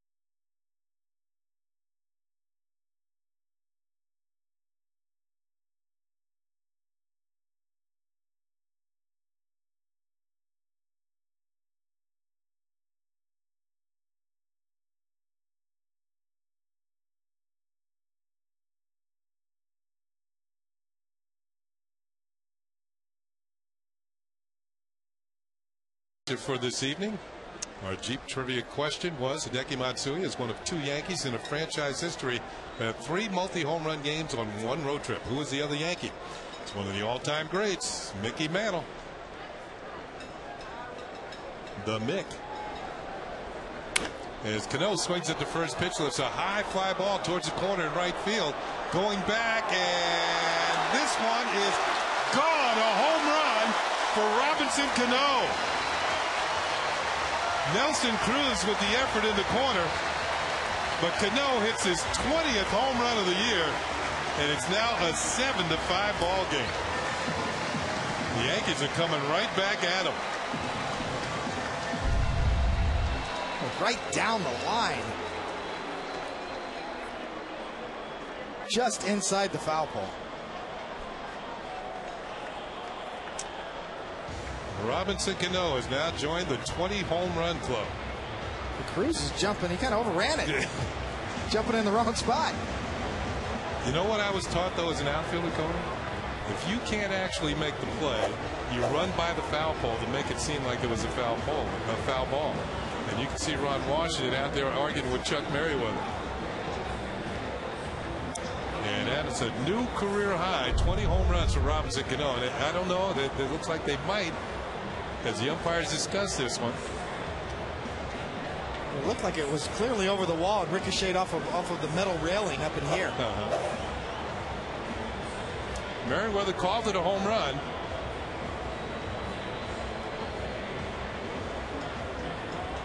So the umpires are doing the right thing here. They're having a discussion. Ron Washington came out of the dugout to, protest. And they're going to go inside and take a look at it. Now here is Nelson Cruz.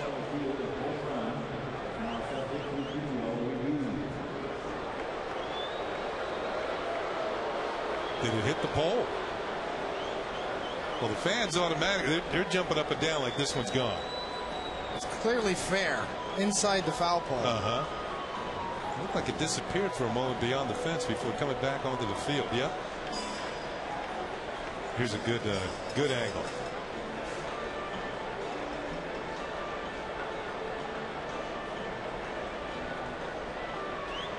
It might have hit that crossbar back there and come back onto the field. That's what it looked like to me. I mean, this metal pole right here looks like right there, a little ricochet. So Ron Washington. I wonder what they would call it. I mean, it's a fair ball. Where does Cano have to go?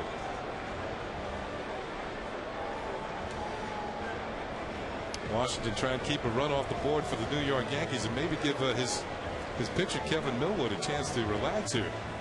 Millwood's not throwing, so he'll be all ready to crank it up when things restart. Let's take another look, David. This is expanded video, and it disappears beyond the fence. Yeah, that's over. You get looks like the bottom of the foul screen right here, maybe ricocheting right off the foul screen right in there. Well, if that's the case, that's a home run. Yep, that looks like what it was. Yeah. Clearly fair, and a ricochet off of a yellow bar right there, maybe the bottom of the foul pole. It's a home run. And it is a 7-5 ball game. That's all he wanted. Review it. So the crew chief, Bob Davidson, along with 3 of the other umpires, went down and reviewed it. And Cano, I do it all the time. Here's another look. It did look like it hit the bar right there at the bottom of the screen. And it's now a 7-5 game.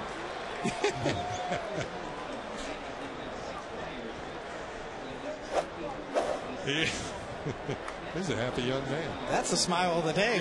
Right there. That's your McDonald's smile of the day. Here's Nick Swisher, who flied out to left field. And a swing and a miss, strike 1.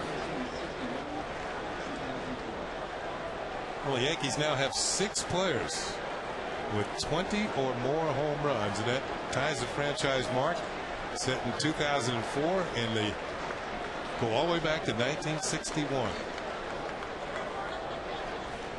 And the Yankees set a team record with 242 home runs that year. Swisher swings and misses strike 2. 1941? No, 1961. Oh, 1961. That was Maris and Mantle. That's right. Days of course. Billy Crystal's movie. Yeah, 242 was the record year when they hit 242 in 2004, I should say. Right. Okay. But Mantle and Maris and those Yankees. That was 04 broke the 61 club's record for home runs in a season. But Moose Skowron, who was on that 61 club, pointed out that the 61 Yankees did not have a designated hitter. Which is a good point. That's a fair point to make. Excellent point. Yes. Tell you what, Moose is not a guy you want to mess with. No. Moose Skowron is a straight shooter, one of my favorites. In the old timers days here at Yankee Stadium. 0-2 pitches upstairs to Nick Swisher, who is one of the 6 Yankees with 20 home runs this year. Moose and the late great Hank Bauer. Boy, what a treat, those two guys, to be able to talk to those guys. And Jabba, very frustrating night for Jabba. 7 earned runs, 9 hits in 4 innings. Swisher swings and misses strike 3. First strikeout victor from Kevin Millwood tonight.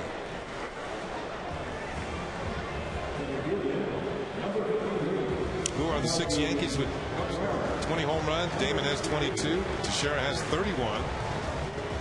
A-Rod has 22. Matsui 23. Cano 20. And Swisher 21. Here's Melky Cabrera. So in the Yankee bullpen there, David Robertson is set down, and it looks like we're going to see Chad Godin coming in relief. Melky tonight was robbed of a hit by first baseman Chris Davis and takes pitch for a call strike. Been kind of a wide open offensive game. 12 runs have been scored. They were not through the 4th inning. Texas leading 7-5.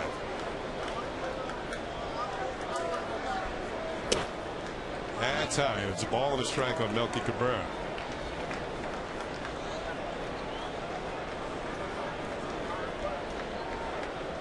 The Yankees have been on fire of late. They won 16 of their last 20, 27 of their last 36, but they trail in this one.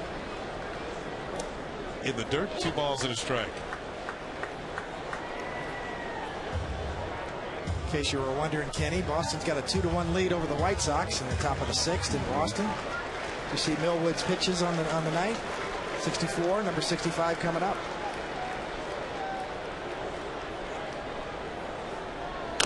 Ball was hit towards the mound slowly from Millwood. Flips to Davis, and there are 2 outs. Well, Saturday night, get your first look at the 2009 New York Giants straight from the source. From new players to new dreams, the new season starts here. The Giants training camp report Saturday night at 10:30 here on My 9. It's going to be that time of year.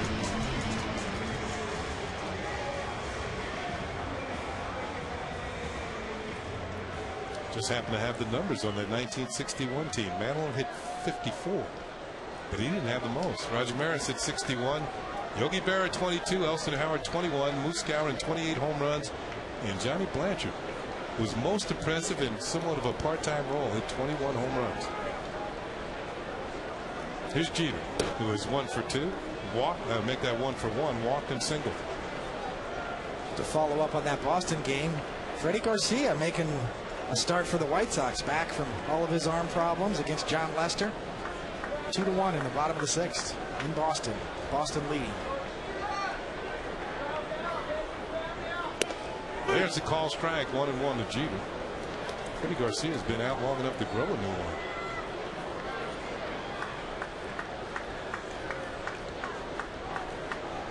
The Yankees had some interest in him going back to spring training. A lot of people were looking at Freddie Garcia for a long time. The White Sox finally pulled the trigger, and he's having a nice start for them tonight.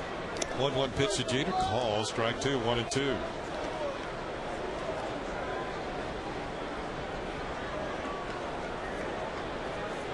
Speaking of arm problems, Johan Santana. The bone chips in his elbow. Bone chips, done for the season. Going to have surgery again, and the beat goes on for the Mets. Where they have just been snake bitten like no other team in the big leagues this year. Oliver Perez on his way back to New York to have his knee checked out. And Billy Wagner pulling the trigger. Go ahead and deciding to go to Boston. Yeah, how about that? Sit right next to Jonathan Papelbon in the bullpen. A couple of headstrong closers right there. 2-2 pitch on the way to Jeter. And he fouls it off.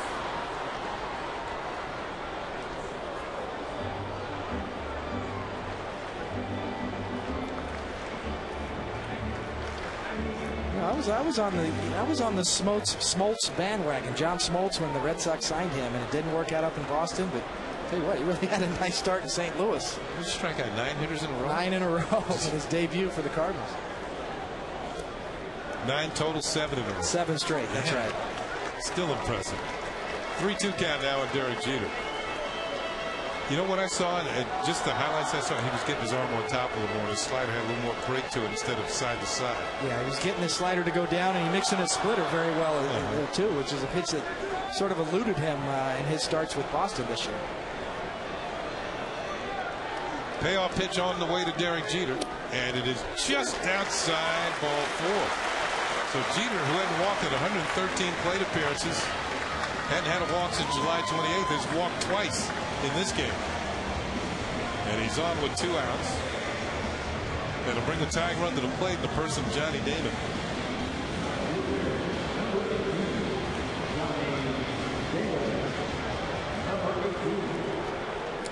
Four walks now handed out by Kevin Millwood.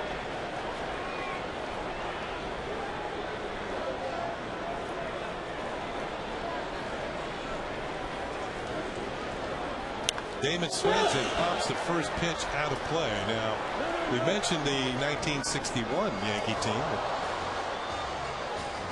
There are players who hit 20 or more home runs, and it's only fair. We got to go to the 2004 team, the team that holds the team record for home runs. A-Rod hit 36 that year. Gary Sheffield hit 36. Hideki Matsui hit 31 home runs that year. Derek Jeter had 23, Bernie Williams 22, and Jorge Posada had 21. That's what I call a well-rounded offense. Gary Sheffield DH'd a lot that year, didn't he? Yeah, he did. Yeah, that's what Lou Skowron's talking about. Damon takes one low and in, jumps out of the way, and it's a ball and a strike. Well, they don't call them Bronx Bombers for nothing. I mean, the Yankees have always been known for home run power. And that is no exception this year. 6 players already with 20 or more homers. Damon, broken back roller off the front of the Yankee dugout, and it's a ball and 2 strikes. And what do you know? He's going to have to get a new bat. A familiar sight for Johnny Damon, and mentioning home runs, Johnny Damon's got 15 at home this year out of his 22 on the season. I think of all the Yankee hitters, he's benefited the most from the so-called short porch in right field.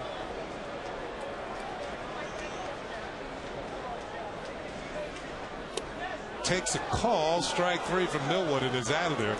So Millwood comes out of it just giving up 1 run. And that run came on the 20th home run of the year for Robinson Cano. Down the line and left. Just fair. It's 7-5 Texas.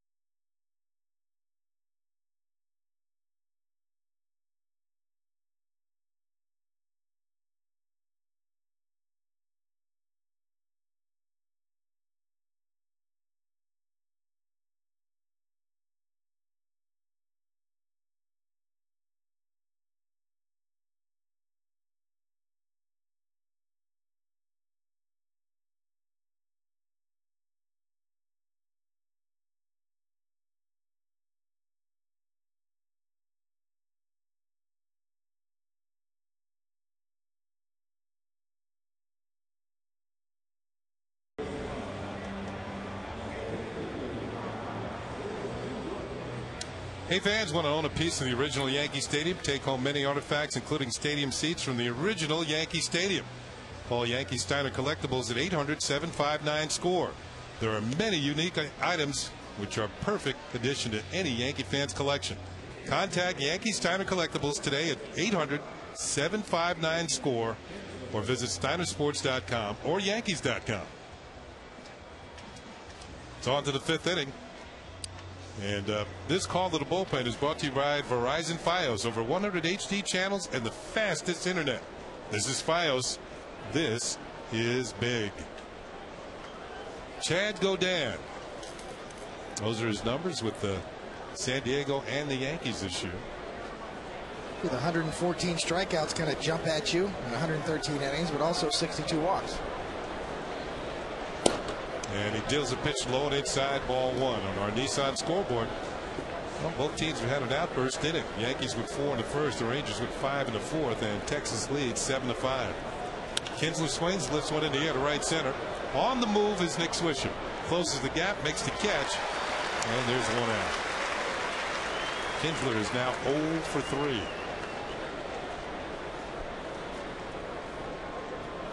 One thing about Godin that I notice in his start in Oakland, he's got a good slider. Been around the block, been with several teams.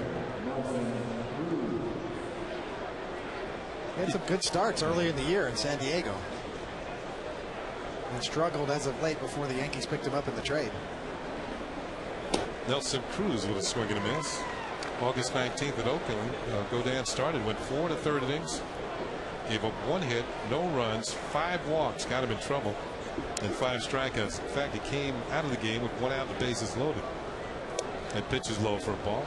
Now Alfredo Aceves came in the game and got a pitcher to home to first double play to get out of the inning. So Godin in relief of Jabba Chamberlain. There's that slider and it's low and away for a ball. 2 balls in a strike. He gets good spin on that slider when it's right. You could tell it almost makes a left-hand turn, gets tight spin on it, breaks off of the plate. That's his #1 strikeout pitch. Although he does have a good changeup for lefties. Fastball hit in the air and hit well to right field. Nick Swisher going back, looks up. This one's gone. A home run for Nelson Cruz. After striking out twice, he got a pitch out over the plate and hammers it into the seats in right field. And it's now 8-5. The Texas Rangers lead. There is hitting coach Rudy Jaramillo, one of the best hitting coaches in the game. And he sees one of his young charges hit his 27th home run of the year. And here it comes, number 27, right down the middle. Nelson Cruz not trying to do too much with it, driving that ball to right field. Short stride, a lot of bat speed. No doubt. That's his 4th home run of the year against the Yankees. Here's Pudge Rodriguez, who was single and walked and scored a couple of runs. He swings, drives one to right field. Swisher going back on the warning track and will make the catch for out number 2. So the Rangers hitting the ball to right field this inning. 2 flyouts and a homer. And that'll bring up Chris Davis against Godin.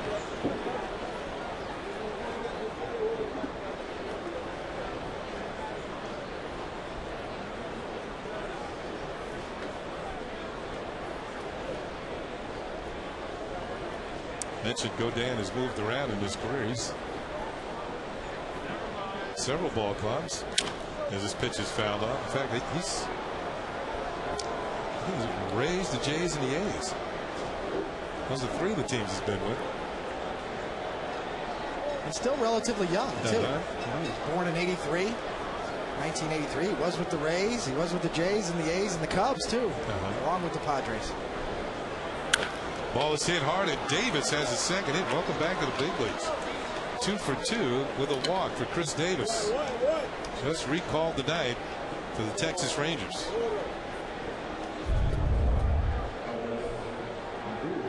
Right up out over the plate. You can see he's trying to get that ball in. Runs out over the middle, right above the belt. Right at the belt. Kenny, as you said, that's what's called belted, right? throw it at the belt down the middle. It gets belted in the right field. And Davis back in the big leagues after a stint in the minor leagues. He's going to play first base every day, according to Ron Washington, and off to a good start. Pitches in there for a strike to Elvis Andrus, has had himself a big night. A double and a single, scored a run and driven in 3.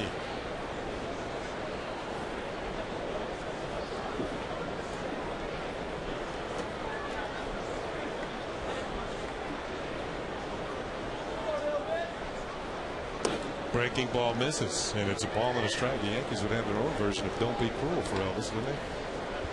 After what he's done tonight. That's before your time, Cole. Well, yeah, my mom loved Elvis. we listened to Elvis growing up. All those Elvis movies. Well, she had to get online for that, to be honest with you. Here's a pitch miss. It's 2 balls and a strike. Elvis and Tom Jones. Ooh, Tom. Definitely not unusual. Yes.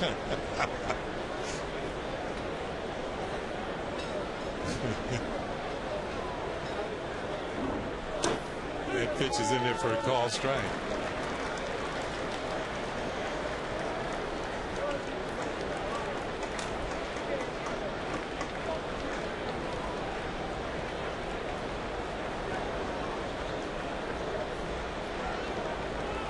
Two balls, 2 strikes, and 2 outs. Slider is low and away, and the count has gone full at 3-2. The Rangers showing plenty of offense in the opening game here. They're just coming off a series in which they played the Rays down at Tampa Bay, and Texas dropped 2 of 3 to the Rays. Both of those teams in the wild card race. Pitch is on the way, and it's grounded foul off the bat of Andrus. So Davis, who was off and running on the 3-2 pitch, will have to head on back to first base. Yes, another satisfied customer. But hey, how many you got there, son?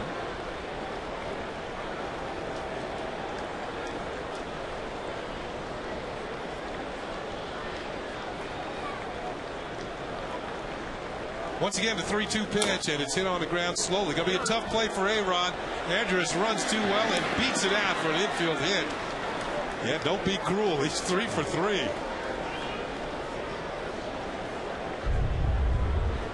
And no defense for this. Right off the end of the bat.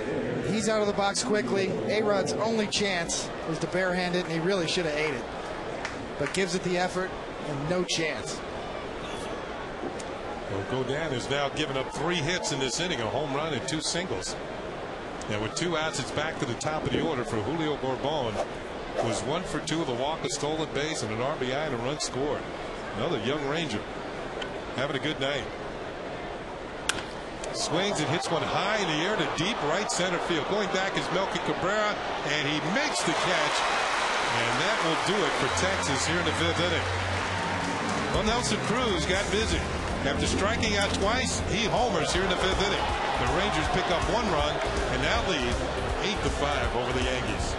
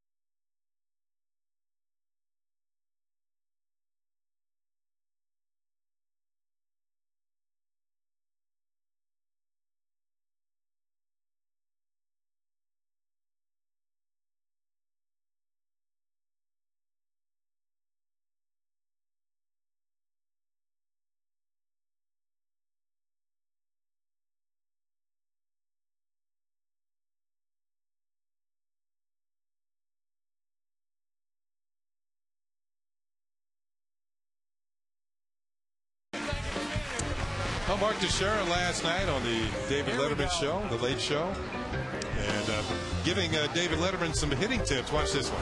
Oh, that's gone. Man, is that good? That's it. You know what? American League pitchers don't say that when he hits one that well.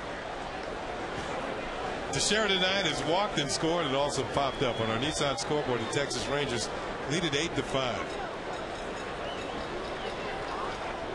And Teixeira pops this one up into foul territory. Coming over is Pudge Rodriguez along with Michael Young, and Young makes the catch. Just in front of Pudge Rodriguez. Looked like there's some indecision between the two, but the play is made. You see they're both kind of looking at each other. Michael Young takes charge at the last minute.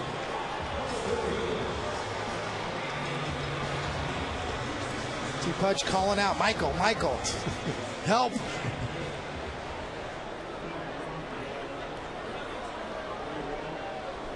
Sliding into your picture and making the play is Michael Young. Here's Alex Rodriguez, who singled and scored and grounded out. 1 for 2. Yankees down by 3 here in the bottom of the 5th, and the first pitch from Millwood is high and inside, ball 1.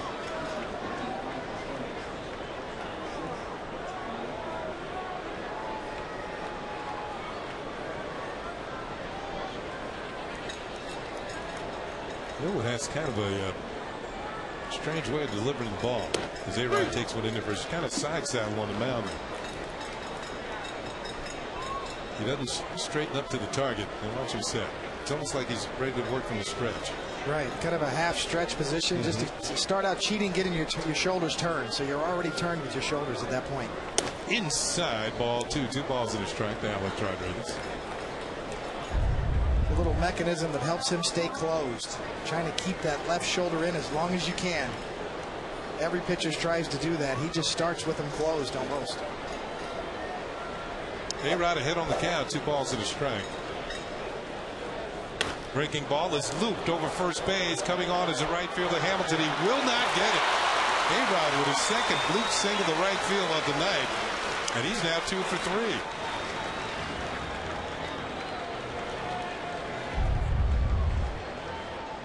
Millwood trying to go down and away. This is a hanging cutter. It stays up and in. You see A-Rod goes to get it, just fights it off.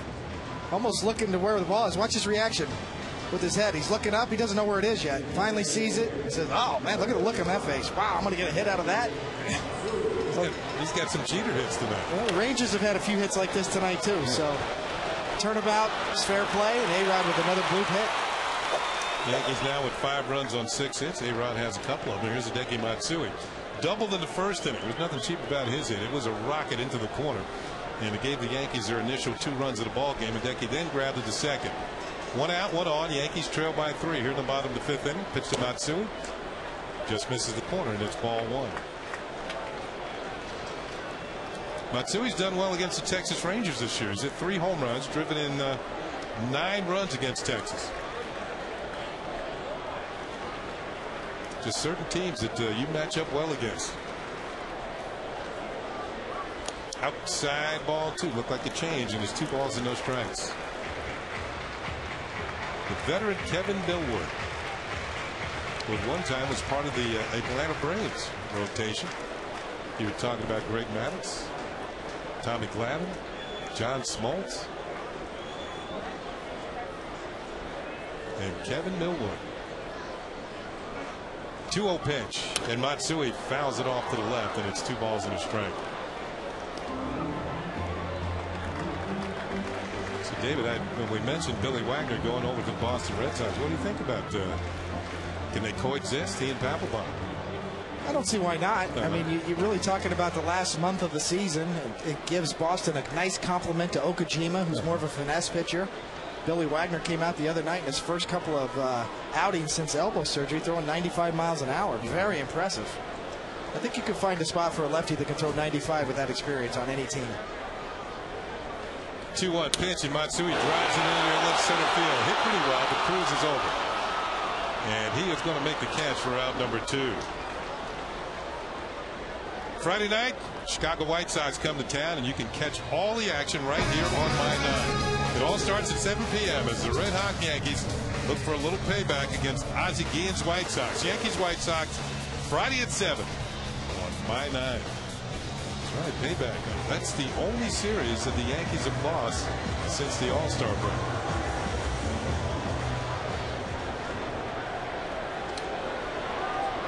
And battle of the Sox tonight. Bottom of the 7th inning at Fenway Park, and the White Sox lead the Red Sox 3-2. Here's Posada. Looks like we may see Jake Peavy too. The White Sox got Jake Peavy in a trade from the Padres earlier, right around the trade deadline, and kind of a surprise deal by Kenny Williams. A lot of speculation that he may start Saturday against the Yankees. Posada homered in the first inning at 16th of the season. That was a 2-run shot. Then he fouled out to Michael Young, the third baseman, in the third. They ride at first with 2 outs. Pitch to Posada. Look out, Jorge. It's 2 balls and no strikes. Well, Kenny, you were talking about Kevin Millwood, the veteran, broke in 1997 with the Braves. Stayed with them through 2002, went to Philly for a couple of years, Cleveland for a stop, and been with the Rangers the last 4 years. His best year in 02 with the Braves, 18-8, with a 3.24 ERA. He's got 151 wins in his career. 3-0 to Posada. In fact, his year with Cleveland, Millwood led the league in earned run average.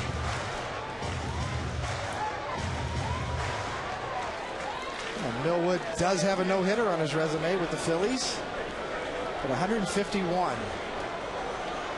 Back in 2003, in April, he threw a no-hitter. And he threw a 4-pitch walk to Jorge Posada right here. So the Yankees will bring the tying run to the plate with Robinson Cano coming up. Here's Millwood.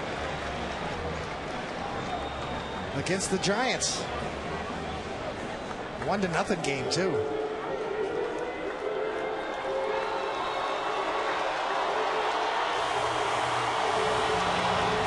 Kevin Millwood now 151 and 119 on his career.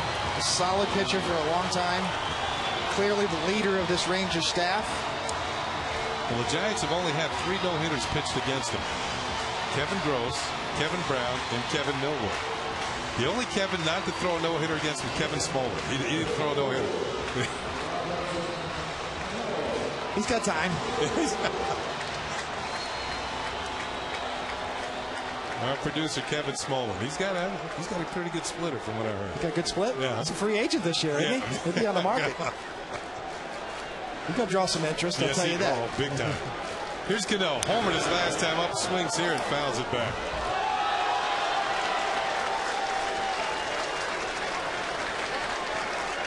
Millwood has now walked 5 Yankees in this game. I think Smolin likes his personal catcher, too, John Moore. I don't know if he can break those guys up. Butch and Sundance. Cano is fly to center and hit his 20th home run of the year right down the left field line. It actually drew a review. And from the Yankee standpoint, it was a rave review because it was a home run. That came last inning. Inside, straightens him up, and it's a ball and a strike. You see what Millwood's doing? That he tries to open up the outside corner. He's a veteran pitcher, making hitters move around a bit. Hard inside, soft stuff away.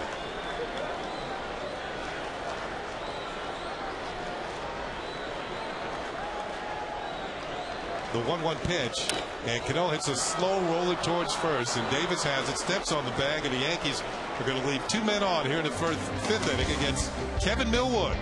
At the end of 5, the Rangers lead it by a score 8-5 over the Yankees.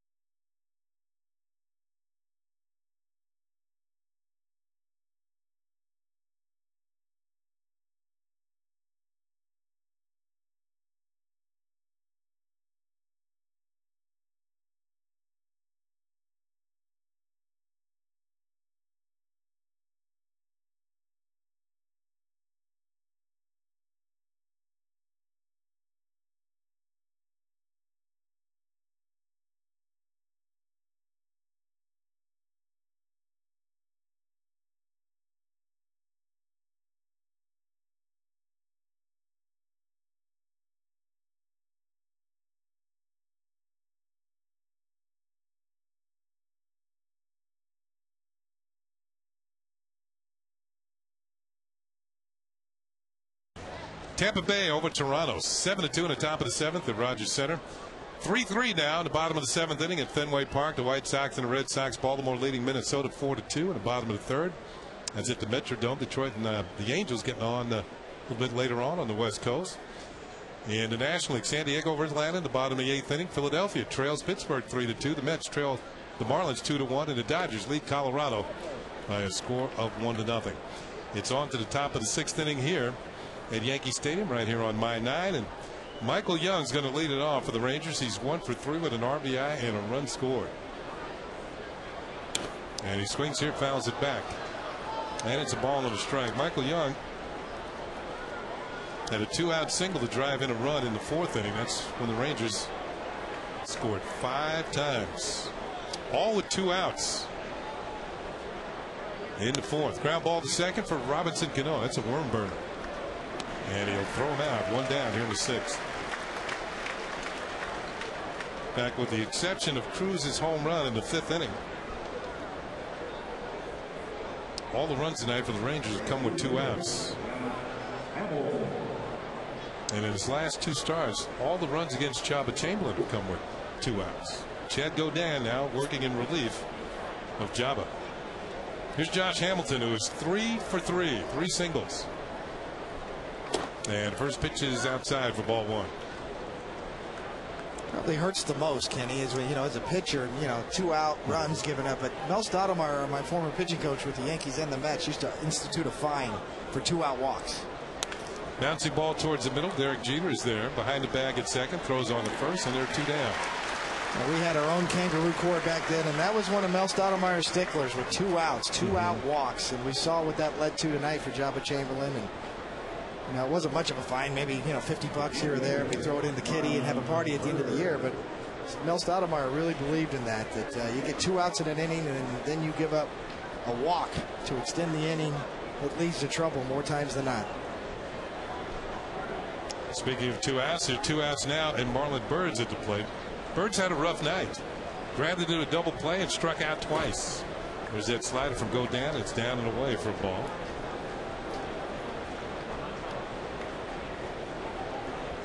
Bird came in hitting in 7 of his last 8 games. Ron Washington put him in the 4th spot in the order. Didn't swing the bat so well. Another pitch low, another slider low, and it's 2 balls and no strikes on Marlon Bird.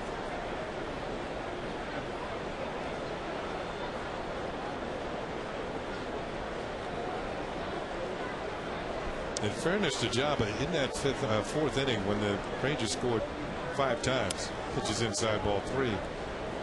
I wouldn't exactly call them bleeders, but they weren't exactly frozen ropes. I think that the hardest hit ball was by Chris Davis.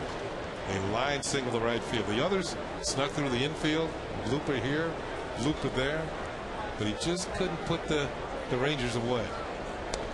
And that is a 4-pitch walk. There you are, your 2-out walk. That's a fine. $50? $50. Mel Stottlemyre. There you go. Now it's Dave Island. But you're right, Kenny. Chaba did, even when he did make good pitches. I'm sure he would be the first one to admit that his command was a little off tonight, both with his breaking stuff and his fastball. But he did make some good pitches that inning. And to Texas's credit, they fought him off. Some of them not hit hard. A couple just by Derek Jeter. Derek Jeter kind of cheating up the middle on a couple of balls. And Hamilton hit one that he kind of jam shotted, just got it by Jeter. Here's Kinsler, who takes a pitch inside for a ball. We mentioned Kinsler had been the primary leadoff hitter for these Texas Rangers until Borbon came on the scene. Kinsler had 200 consecutive starts leading off. And it's a little blooper, a little bleeder, and it's going to drop in for a base hit. Bird to 3rd, and he's going to hold on there as the Yankees get the ball back in quickly.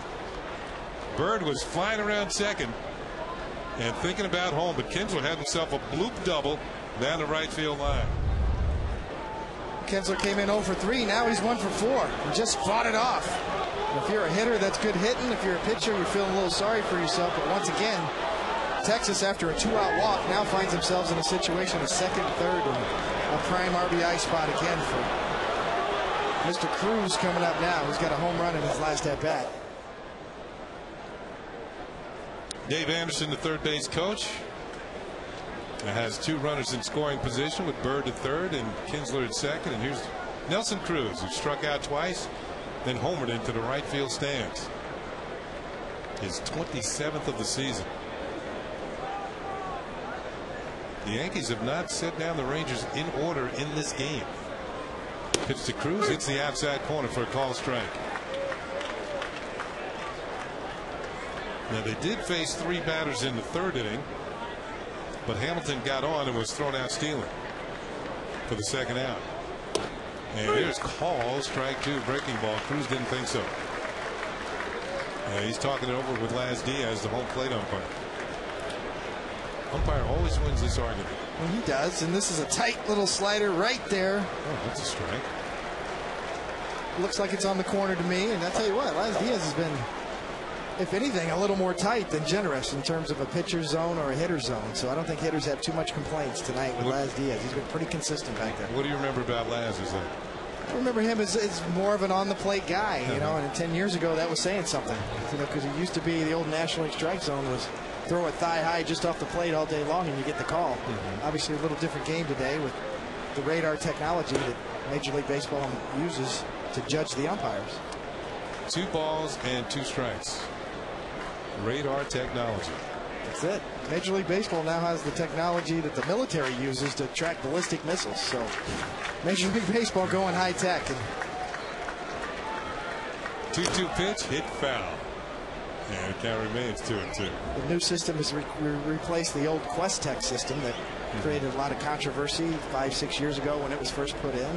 Now Quest-Tech was only in some ballparks at the time. Only in some ballparks at the time. Now every Major League park has the new radar system, and every pitch is tracked in terms of velocity and break, type of movement on pitches, and also the strike zone. So umpires are graded on this new radar system.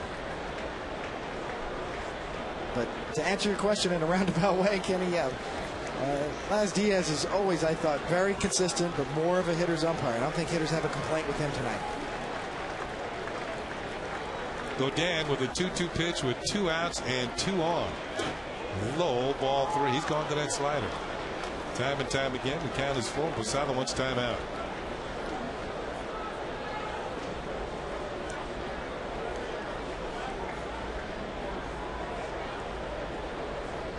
On deck, Pudge Rodriguez.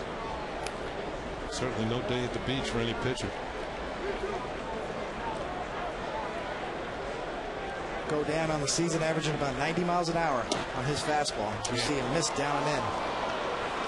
All this started with 2 outs and nobody on. Godin with his 2nd walk of the inning. The double in the middle. And the Rangers now have the bases loaded. And 2 outs for Pudge Rodriguez, who has scored twice tonight. He's had a single and a stolen base. And is 1 for 2. Bird at 3rd. Kinsler at 2nd. And Cruz at 1st.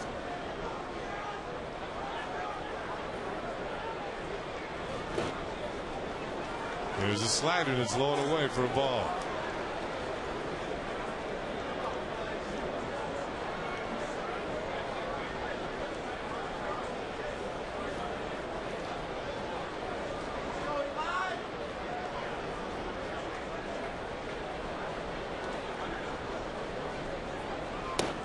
There's a call strike. Saw some good numbers for Pudge Rodriguez with the bases loaded. Ken Singleton and David Cohn tonight. This game has been a lot about the offenses. Pitching hasn't been all that good. Kevin Millwood has had his moments as he's held the Yankees to 5 runs here. Foul ball. And it's a ball and 2 strikes for Pudge Rodriguez. But the Texas Rangers lead 8-5 in the top of the 6th. Chad Godin working in relief of Jabba Chamberlain, who worked 4 innings, allowed 7 runs on 9 hits.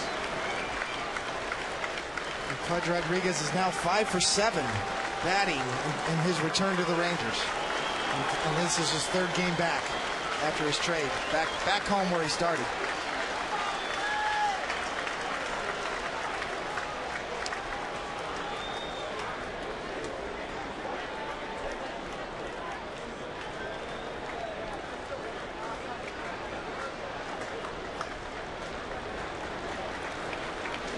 The 1-2 pitch. Breaking ball swung on and missed strike 3, and the Rangers will leave the bases loaded. First strikeout for Chad Godin came at a most opportune time. Rangers leave the bases loaded, but they lead it 8-5.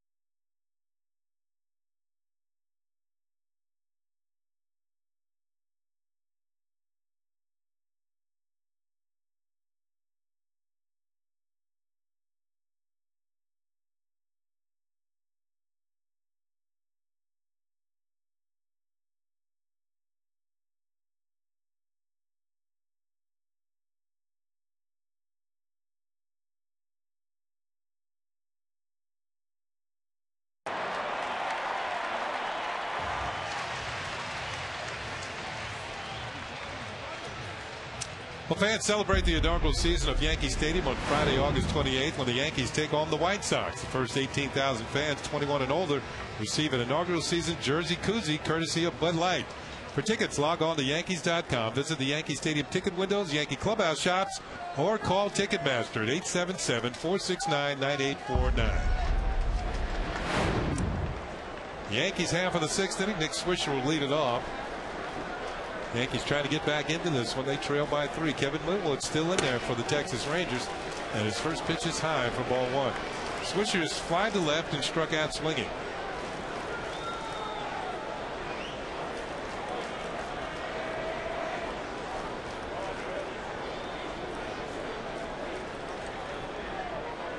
And that is ball 2. 2 balls and no strikes.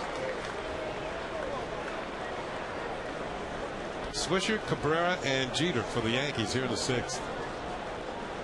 Millwood got roughed up in the first inning, gave up 4 runs, but only 1 since then. The solo home run by Cano in the 4th inning. Outside, high and away, ball 3. The Rangers bullpen is busy.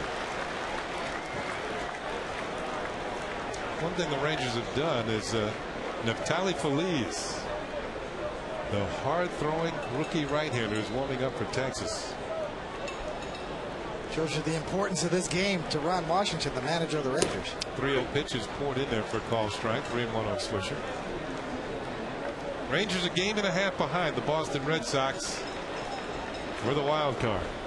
Red Sox are tied with the White Sox at the top of the 8th at Fenway, 3-all. Swisher swings, fouls it off, and now the count is full at 3 balls and 2 strikes. There it is again for Swish. 3-2.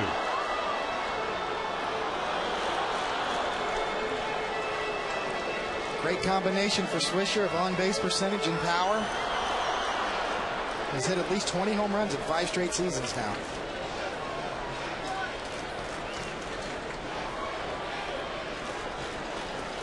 Millwood ready for the payoff pitch to Nick Swisher. And he fouls it off. We'll do it all over again. I want to pass along our best wishes to Jack Williams' sister, Lisa Delafield, who's in St. Vincent's Hospital in Bridgeport, Connecticut. Speedy recovery for Lisa. Get well soon. Jack Williams, a member of our camera crew here. We got news that his sister was ill today, so we're going to see her get well soon, so Jack can come back here. That's right, absolutely. Once again, the 3-2 pitch. Swisher hits a high fly ball to center field.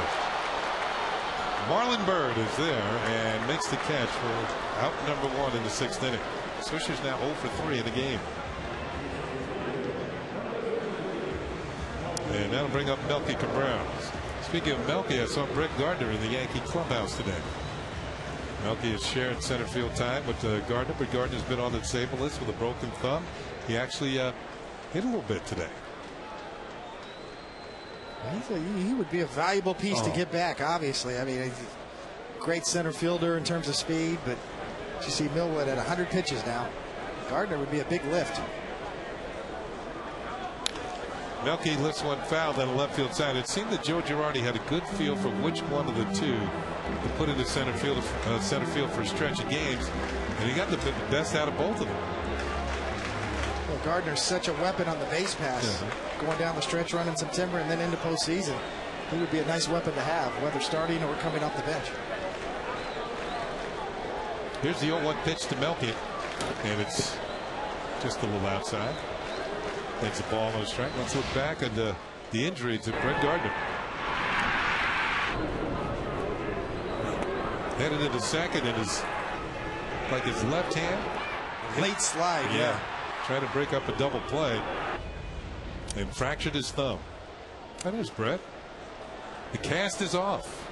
Not even a splint. That's a good sign. Melky swings, drives one into center field. Bird coming on, and he makes the catch. Marlon Byrd.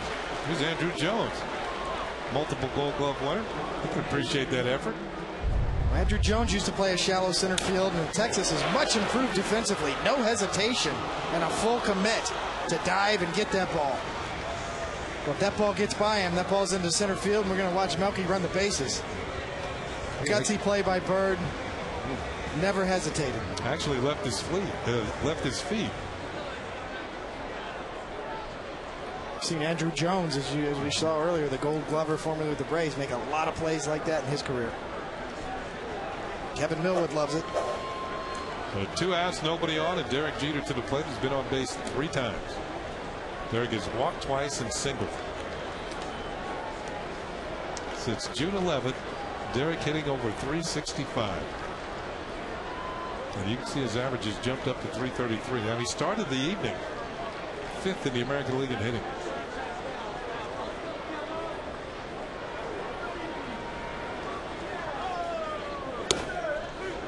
Ball and a strike to Jeter.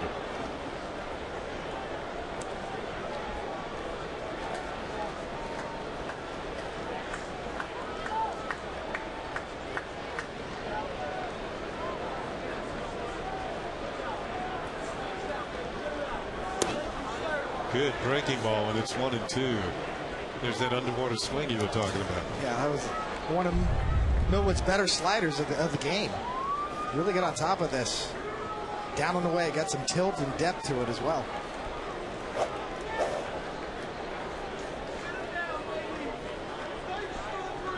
One-two pitch, and it's lined into right field. It's going to be in there for a base hit. The ball's headed for the corner. Jeter's rounded first. He's on his way to second. Here comes the throw, and he's in with a stand-up double. Derek Jeter, 2 for 2 with a couple of walks, has now been on base 4 consecutive times. And the beat goes on. After swinging, missing at a slider, gets a fastball that's supposed to be down and away and runs right down the middle. Short and quick. Look how short that swing was from Jeter. Just wait till the last minute. Don't try to do too much. Muscle it down the right field line.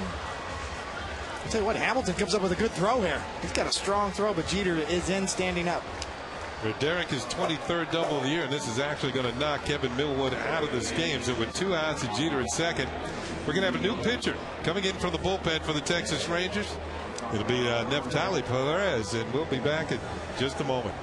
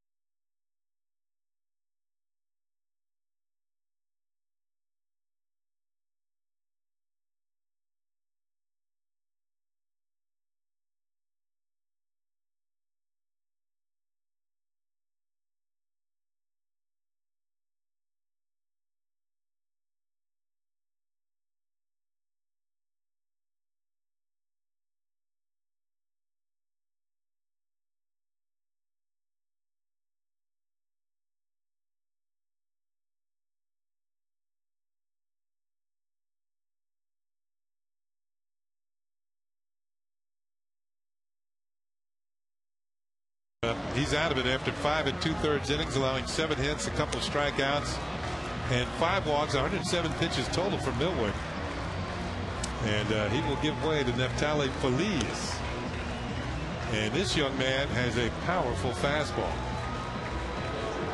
Reaches upwards of 100 miles an hour. And his numbers are just off the chart. Only 1 walk, 19 strikeouts, along with 4 hits in 14 1/3 innings.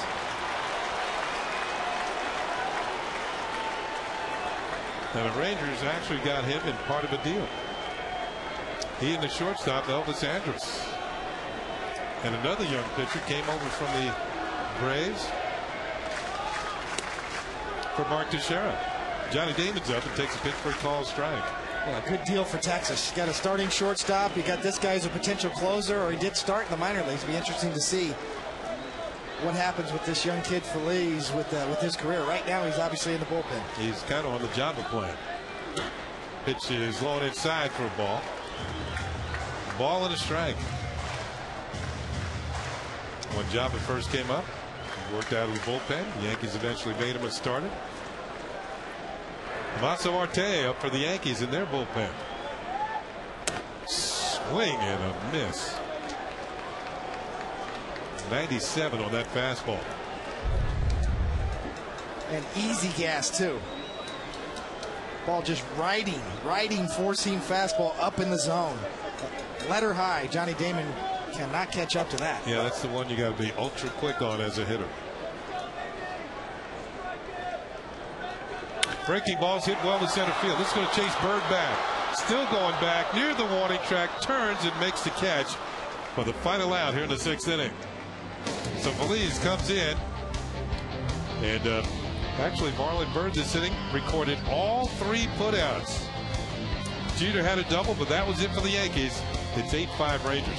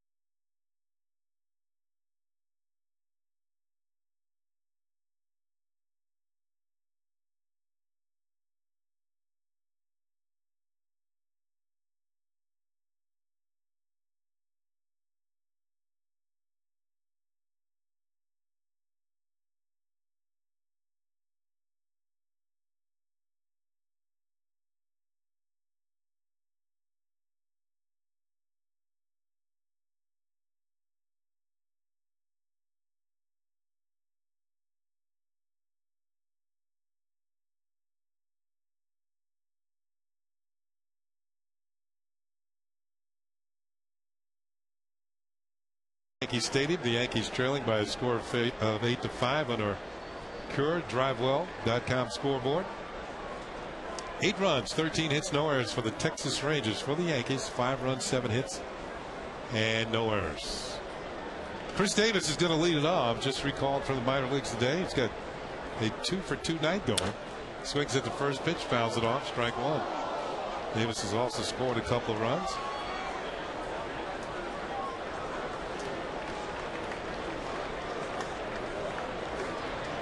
He was on his way to maybe record strikeout totals, but he's got plenty of power. 15 big league homers to go along with 6 in the minors this year. Foul tip and into the glove of Posada. There's no balls and 2 strikes. Tell you what, the bottom of the order for the Texas Rangers tonight been pretty productive.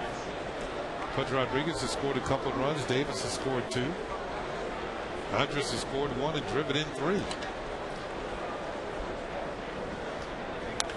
Little roller towards the third base side. A-Rod has it, straightens up, throws him out. 1 down here in the 7th. First time that Davis has been retired in tonight's ball game. That'll bring up Elvis Andrus, who is yet to be retired by the Yankees.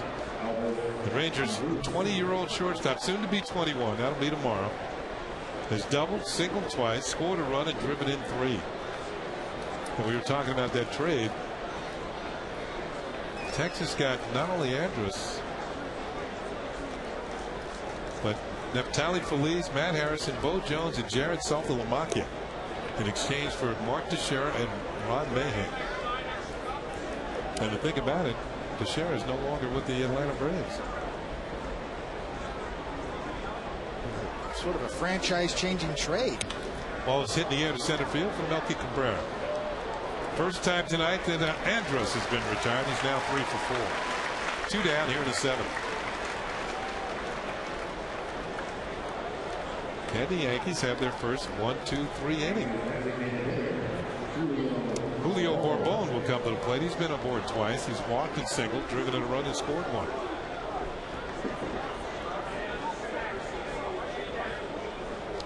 Recently recalled from the minor leagues. That's why that average is at 425.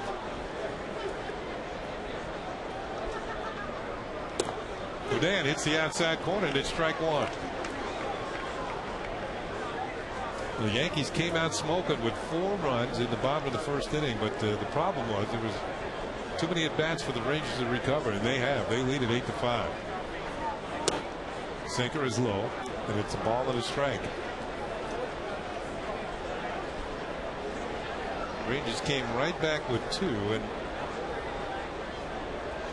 made it 4-2. They came back with 2 in the second inning. And then they had a 5-run outburst in the 4th. That's inside. 2 balls and a strike on Bourbon. Godin here in relief of Chamberlain, trying to complete his 3rd inning. Was touched up for a home run by Cruz to the right field. Worked out of a bases loaded jam last inning.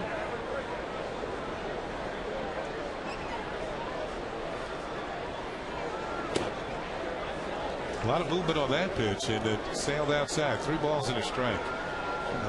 Puts himself in the position to get that dreaded 2-out walk that we've talked about, Kenny. And this is a guy you don't want to walk. I mean, he has 9 stolen bases and 10 tries in the big leagues.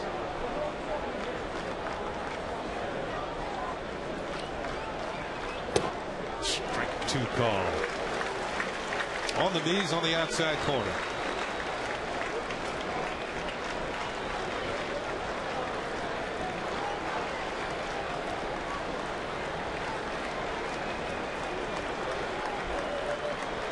And the pitch.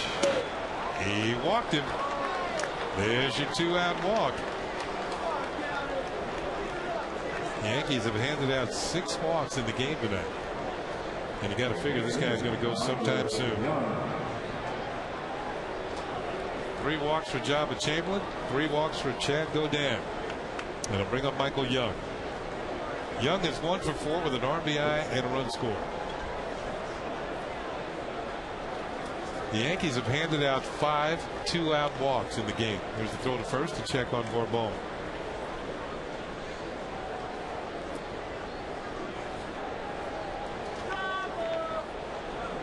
It didn't seem to deter him from taking a big lead over there at first. See if the Yankee bench is guessing along. Maybe try to pitch out here somewhere early in this count. Sometimes you use throws over to first base to gauge if the runner's thinking about going. How difficult is it for him to get back to first? You know, if he has to dive back and it's close, usually tells you he's thinking about going. 3 throws over there in a row. That's something that that Posada gave him the pickoff. That throw to first base came from the bench. And a lot of times bench coaches get upset when Godin throws over quickly. They want you to come set and see if you could freeze the runner and then throw over to first to see if he'll tip whether he's going, just as you said, Kenny. Not going here, and the pitch is hit in the air to right center field and hit pretty well. Going back is Nick Swisher near the scoreboard out in right center, and this one's gone. A home run from Michael Young, and it's now 10-5. The Texas Rangers score with 2 outs. Well, we said Young has good power to the opposite field, and he proved it to us. His 22nd home run of the year. Michael Young, some great power numbers at third base this year. By the look on his face, he knew he got it on the sweet spot. He knew he hit it well. Just well enough to get over the auxiliary scoreboard here at the new Yankee Stadium. Hamilton swings and lines one into right field. It's going to be in there for at least a base hit. Let's see. He turns it first and is going to hold on as Nick Swisher gets it back in. All of this once again with 2 outs.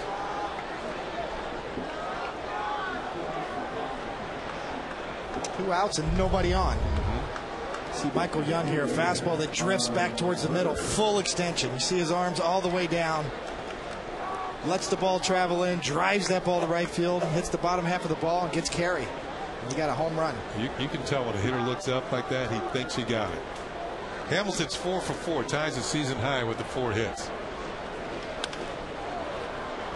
This ball is hit in the air to right field. Swisher has it and makes the catch for the final out, but the Rangers score twice here as Michael Young hits his 22nd home run of the year. 9 of the 10 Ranger runs have come with 2 outs tonight. We're going to stay for God Bless America here at the stadium. As we remember the servicemen and women who are serving our country at home and around the globe.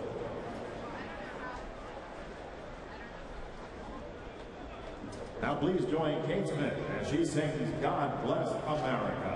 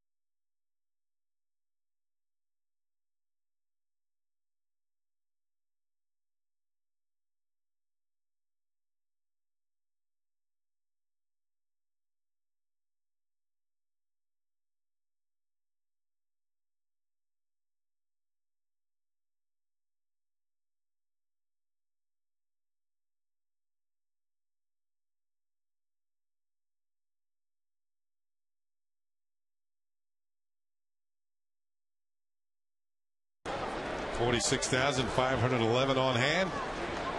And our CureDriveWell.com scoreboard, it's 10-5 Rangers. Mark Teixeira is going to lead it off against Feliz here in the bottom of the 7th. Takes a pitch for a call strike. Teixeira tonight is 0 for 2 with a walk and a run scored.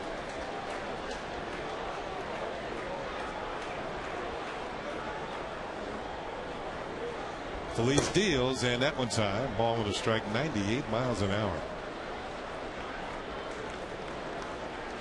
Tony, at any time did you throw 98? No, I don't think I ever threw quite like this kid throws the ball. Ground ball towards the hole. Davis is over, scoops it up, throws the Feliz covering, and there's one down here in the 7th. You know what? You're right about nice, easy arm motion, and just here it comes. You could tell that he was also a starter in the minor leagues. So there's going to be, as you said, maybe a little Jabba Chamberlain debate, relieving, starting. I wouldn't be surprised to see him in the rotation next year. But that was a nice little change up there, and we've seen a slider. He's got 3 good pitches and not afraid to mix them in. Of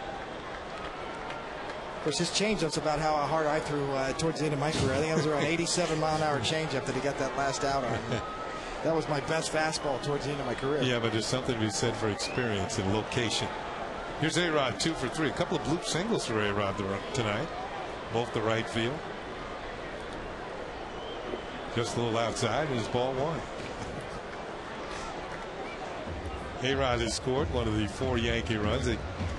As I mentioned before, the Yankees jumped out with 4 runs in the bottom of the 1st inning against Kevin Millwood. But the Texas Rangers systematically got him back and now have a 10-5 lead. Take it all the way. That's poured in there for a strike. The Yankees had beaten the Rangers 4 of the first 6 meetings this year.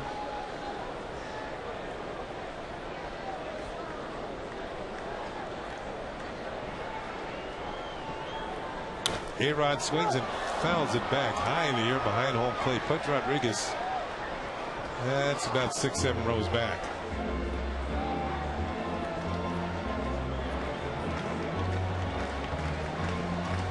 In case you were wondering, Kenny, Boston has jumped ahead of the White Sox 4-3 now in the 8th inning.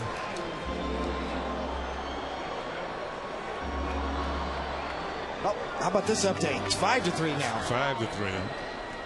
5-3, Boston up on the White Sox in Boston. The Red Sox are tough at home. We know that. 2 balls and 2 strikes on Alex Rodriguez. But you look at some of these records around the league. Everybody seems to be playing a lot better at home this year. There's only 2 teams with a winning record on the road, the Yankees and the Angels.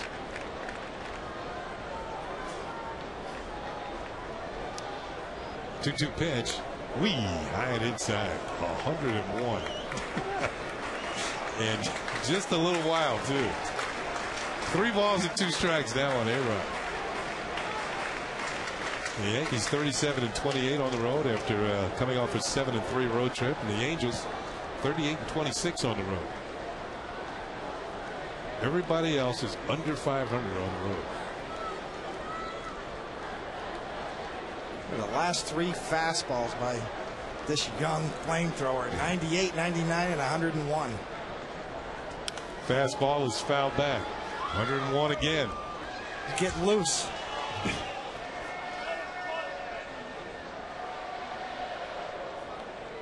This is impressive. I don't care what radar gun you're using. You're throwing 101 with any radar gun. That is bringing it. When we were in Texas early this year, they were talking about this young man. As, you know, as if he was going to come up sometime this season. Now we get to see him for real. Here's the 3-2 pitch again, and A-Rod swings and misses strike 3 on a 100-mile-an-hour fastball.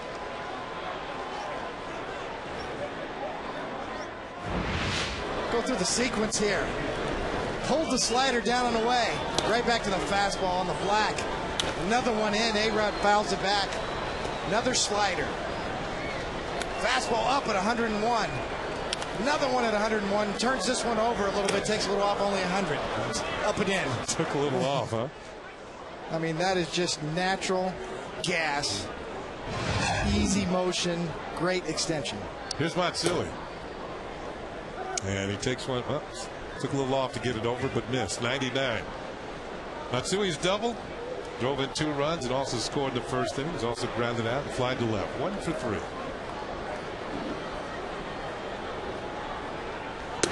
Upstairs, and that is high for a ball. 2 balls and no strikes.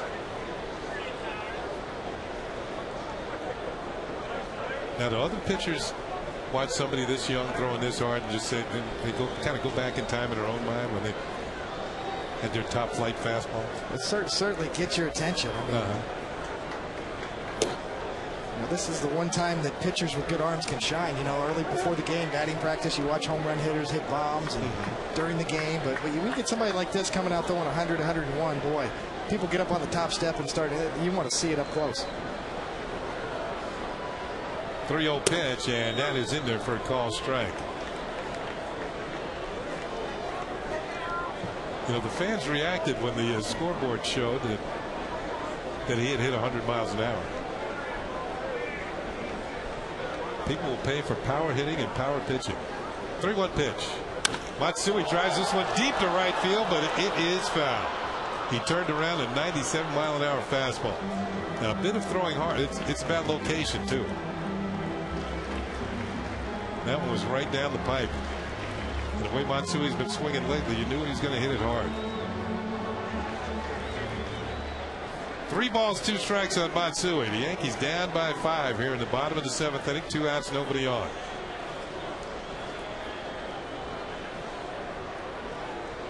Here is the 3-2 pitch, and it's a slider. It hits Matsui in the foot. And the reason why he got a slider is because he turned around that previous fastball. So Matsui will trot down to first. He's on with 2 outs. Well, that's exactly right. He just pulls it in and hits Matsui on the back foot. That hurts. Was that English or Japanese? Gonna need a translator to lip read that, but Matsui's on first base nonetheless. And here is Posada. The slider, he throws that pretty hard as well. It didn't feel good.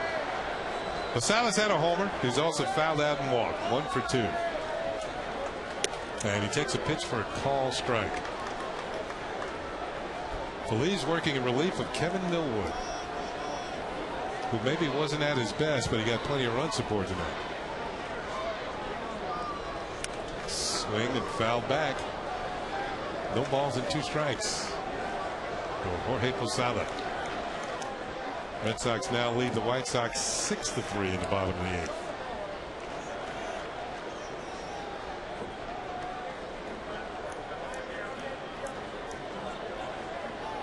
See Pudge Rodriguez motioning up, wants his fastball up. 99 with a waist fastball.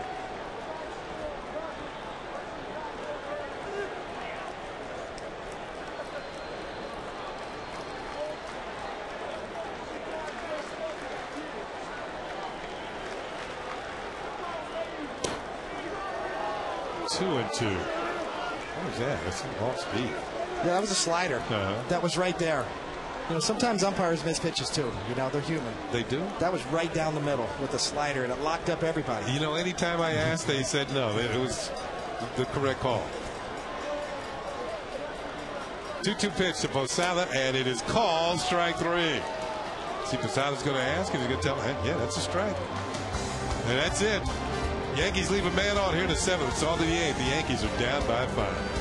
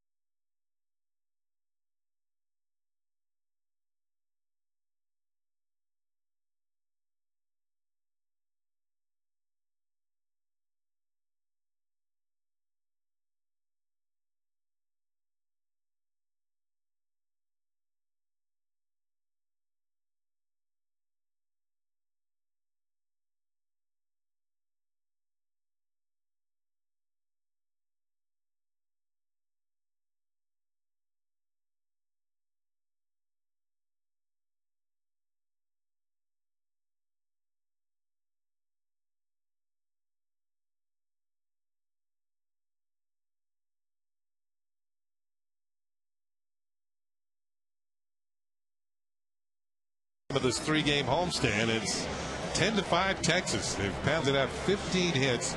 They've scored 9 of their 10 runs with 2 outs. That is some clutch hitting. Going to the top of the 8th. Chad Godin still in there. Feliz, we've been impressed by this young man's ability to throw a fastball. Several times he's been 100 or over 100 miles an hour. You talk about a nice loose arm. Ball just jumps out of his hand, and it looks effortless too. His motion is smooth. His arm action is tremendous. Ian Kinsler misses a slider, and it's strike 1. Kinsler has doubled in 4 trips tonight.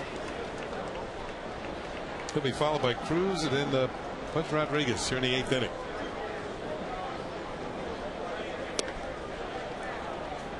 Moving fastball is downstairs, 1-1. Well, tomorrow night it'll be a battle of left-handers here at the stadium. Andy Penn back on the bump for the Yankees. He'll face the youngster Derek Holland. Another swing and a miss by Kinsler. Holland is a youngster who has a good arm for these Rangers. Another youngster, 22 years old. Neftali Feliz and Holland have been the 2 top prospects in the Rangers organization for the last couple of years. And they've got them both in the big leagues right now, a lefty and a righty. And we saw Feliz, and now we'll see Holland, who was a big part of the rumors going to Toronto in the Holiday trade. And the Rangers thought so highly of Holland, they didn't want to give him up. 2-2 pitch hit on the ground foul. And it seems to be at least one prospect in every organization. They draw the line on that guy. We can't get rid of him. Well, J.P. Ricciardi, the general manager for the Blue Jays, was asking for both originally. He wanted Feliz and Holland, and of course the answer was a resounding no from the Rangers. The line went dead. Ball is fouled off. Doc Halliday's kind of struggled since all this news about him being traded, where he was going. Every other day, they were asking him questions, your feelings about leaving Toronto, and he didn't leave. Yeah. Huge letdown. Yeah. Emotionally, there's going to be a letdown. 2-2 pitch is low and inside. Especially since J.P. Ricciardi chose to make it so public, as you said, Kenny. From day one, he was shopping Halliday to everybody and anybody, and really the asking price was so high that they ended up holding on to Halliday. And you can't help it, as a pitcher, and I've been in that situation a lot. There's a huge emotional letdown after nothing gets done. 2-2 pitch hit hard on the ground. It's a fair ball down the third base line. Kinsler might be headed for second. In fact, he is. Johnny Damon's up with it. The throw will not be in time, and Kinsler has his second double of the ball game, leading off the 8th inning here. His 24th double of the season.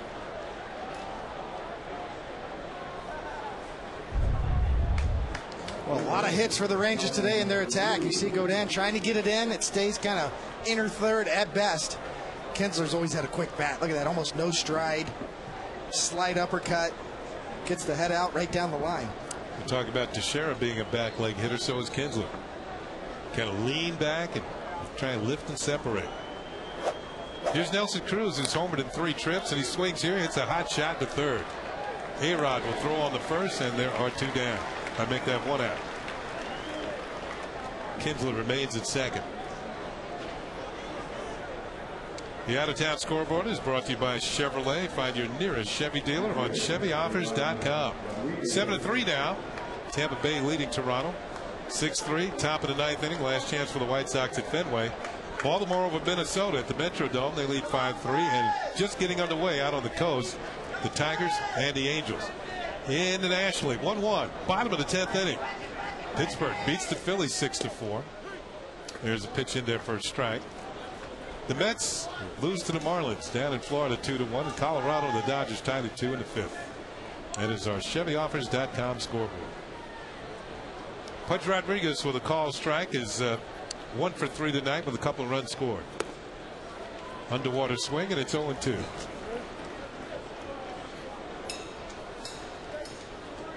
Well, the Rangers have just had base runners every inning. 16 hits and 6 walks, 22 base runners and 10 runs for the Rangers.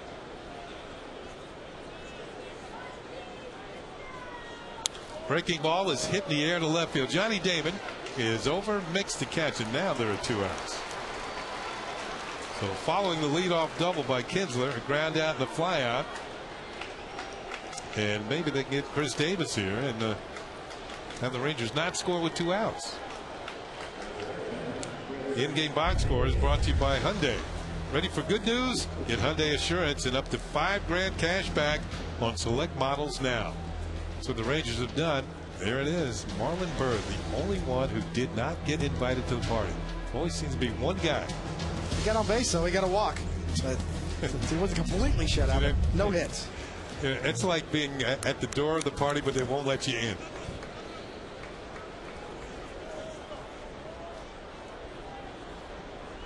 Damaso Marte is warming up in the Yankee bullpen. Recently coming off the DL. And that's who Joe Girardi wants, as Posada had gone out to talk to Godin just to stall here and give Marte a few more minutes or a few more tosses to warm up. So Godin is done for the evening. He's going to leave a runner at second with 2 outs. And the lefty hitting pitching Marte will face the lefty hitting Davis. And we'll be back with the rest of the top of the 8th in just a moment.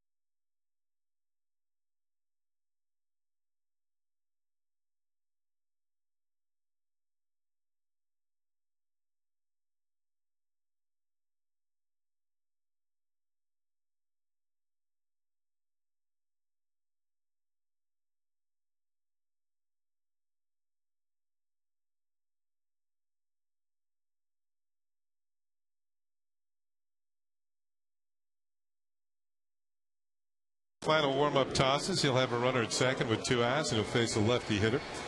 8 games this season.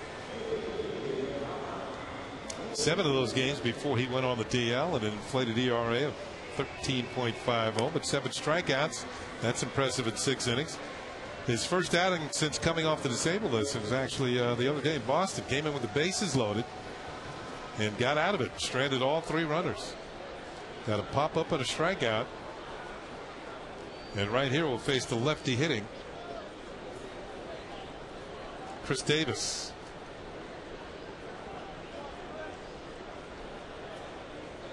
Marte deals, and the first pitch is a call strike. Now, in his minor league rehab stint, Marte appeared in 13 games with an 0-1 record with a 2.77 ERA.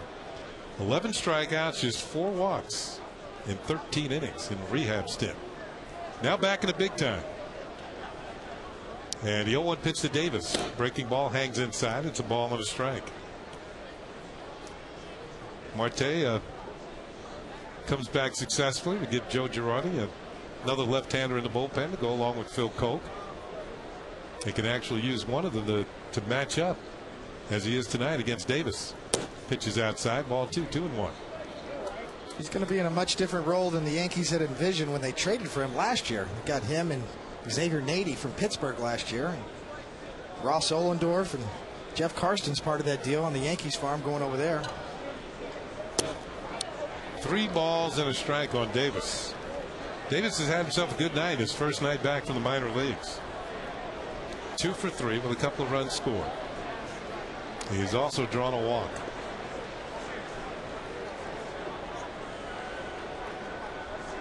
Three-one pitch is hit on the ground to second for Robinson Cano. Gobbles it up, throws out Davis, and after the leadoff double, nothing else for the Texas Rangers here in the 8th inning.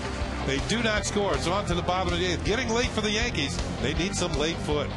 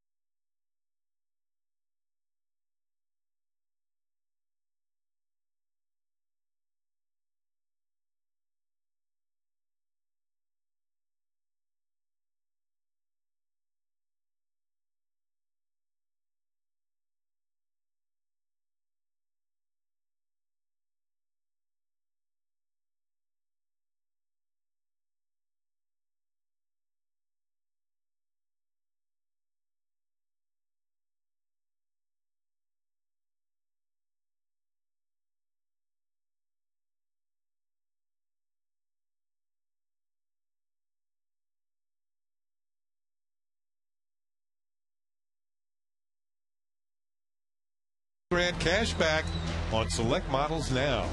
Derek Jeter at the top, 2 for 2. Johnny Damon and Mark Teixeira working on 0 for 3s. Multiple hit night for Alex Rodriguez. Robinson Cano has had a homer. So has Jorge Posada, a 2-run shot.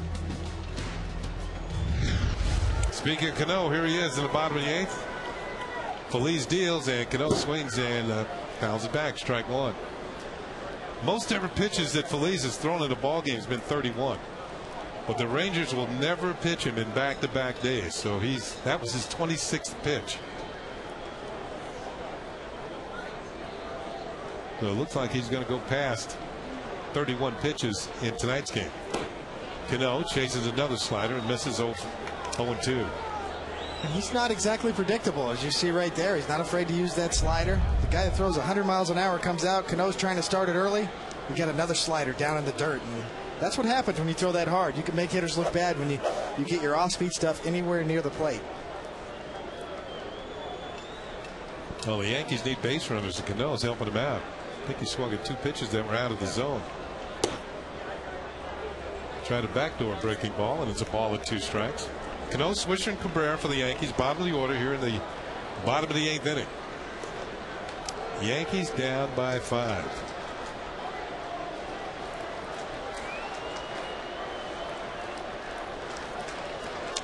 Final score up at Fenway Park. The Red Sox beat the White Sox 6-3. Cano late on the fastball, fouls it back. But at this point, the Red Sox are 6.5 games behind the Yankees. Pending the outcome of this game.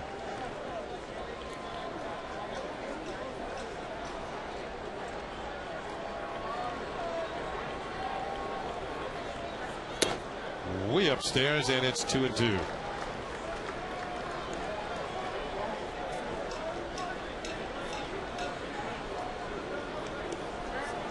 The Rangers, of course, are trying to stay a game and a half behind the Red Sox in a wild card race. If they can win this one tonight. Cano takes upstairs. Remember, the count was 0-2. Now it's full. 3 balls and 2 strikes. Yankees need base runners, and they need them in a hurry.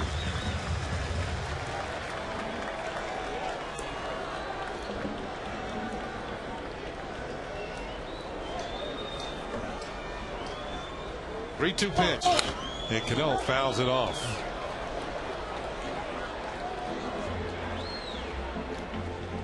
Now we all know Cano has had problems hitting with runners in scoring position this year, just barely over 200, but with nobody on base, he's hitting 360. So he's been a good setup man this year.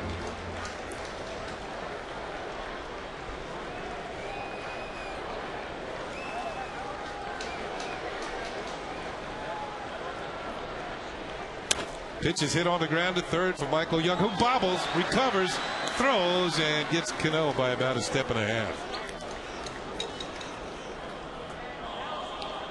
So 1 up and 1 down here in the 8th inning. Michael Young, a very good defender. As we talked about before, moved over to third base this year. Kind of a snow cone, but great recovery. Got plenty of time. Sidearm flip, got him by a couple steps. We talked about the Yankees needing base runners in a hurry. They have 40 comeback wins this year. The largest deficit they have overcome is 5 runs. That's where it stands right now. Here's Swisher. Swings, and it's a high towering pop up to the infield. Chris Davis is calling for it, and the first baseman has it for round number 2. Swisher just got underneath that one and is now 0 for 4. Well, tonight he was a legend on the mound, former Yankee Goose Gossage, who he says was the most feared pitcher in baseball. Well, Goose will tell you on the Verizon Files game wrap-up after the game on My 9 News. Hey, Goose in the house.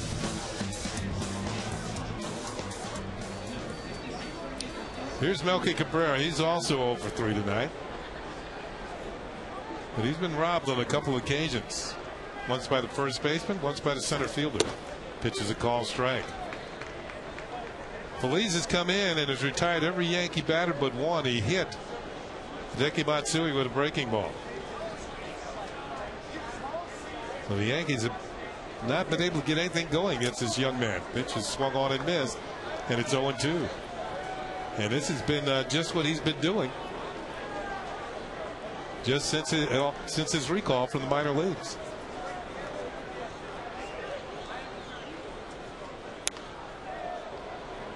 Melky spoils an 0-2 pitch. Well, coming into this game in his short major league career so far versus left-handed batters, Feliz is 3 for 24, a 125 average. Lefties hitting off of him. Righties 1 for 23, 0-43. Ball and 2 strikes on Cabrera. The Yankees, after scoring 4 runs in the bottom of the first, have had only Cano's home run since then. Rangers, meanwhile, scored 10 runs with 16 hits. Breaking ball fouled off by Melky Cabrera. If nothing else, he's making Feliz work here.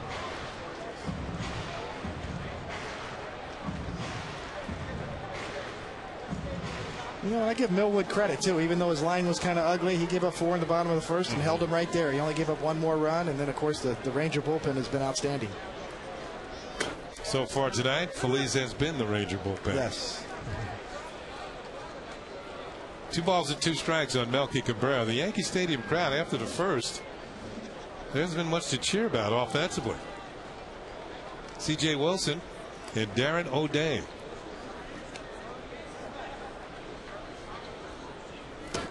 Breaking ball, and it's low, ball 3, 3-2. Same thing happened with Cano. 0-2 to 3-2.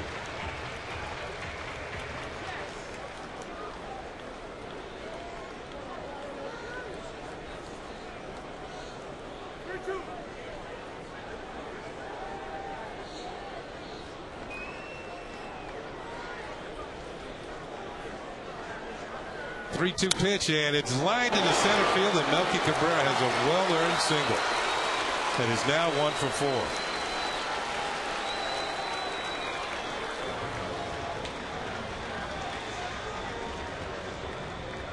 4. Ron Washington, the Ranger manager, taking a slow walk out to the mound. 3-2 right down the middle, around 98 miles an hour. Melky right back up the middle, probably about 108 miles an hour off the bat. Always comes off harder than you threw it, especially when you hit it on the button.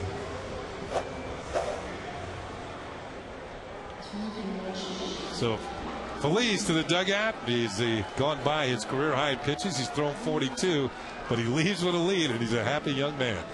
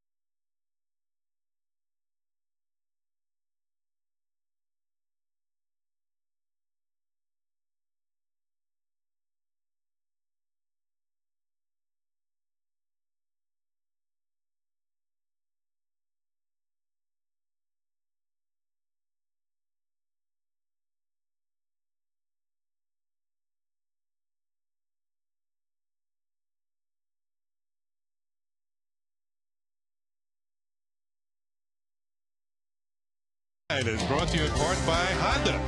Visit your local Honda dealer today. Verizon Fios. Over 100 HD channels and the fastest internet. This is Fios. This is big.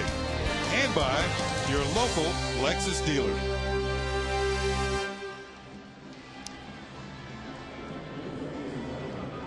Well, Neftali Feliz is indeed very merry in the Rangers dugout after a fine performance. Gave up only one hit, a couple of strikeouts, hit a batter, and kept the Yankees off the scoreboard after coming in with 2 outs in the 6th inning. Here is Darren O'Day. Certainly a different look for these Yankee hitters. 13 of O'Day's last 15 appearances have been scoreless. And he's working to a nice earned run average of 1.75. 44 strikeouts in 46 in the 3rd innings. And he'll get Derek Jeter with a man on and 2 outs here in the bottom half of the 8th inning. And Jeter takes a pitch for a called strike. Jeter's been on base 4 times. Walked twice, singled and doubled. Has jumped his average up to 335.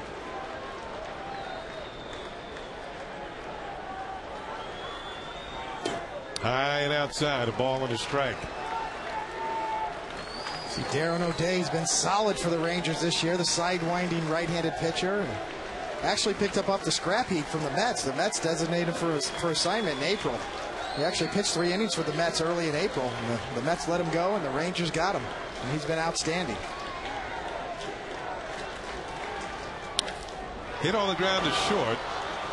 Andrus to Kinsler, and that'll do it. Forced play ends the inning for the Yankees here in the 8th inning. It's on to the 9th. The Rangers leading the Yankees by a score of 10-5.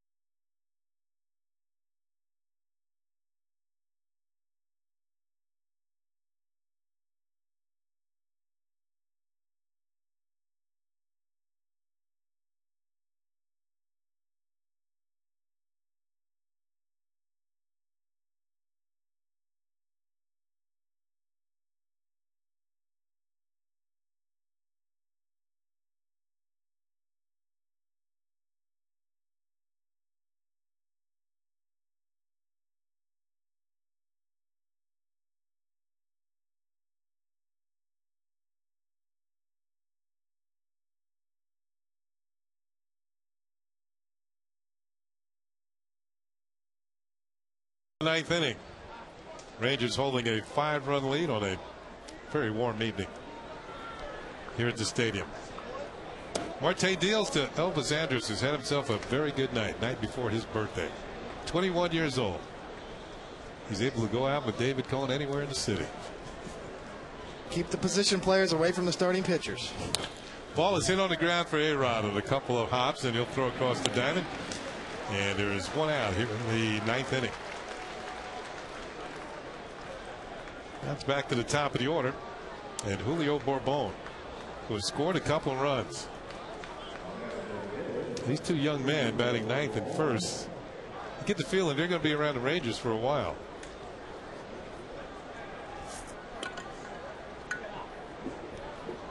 Marte has faced 2 batters and got 2 ground outs. Strike 1 call.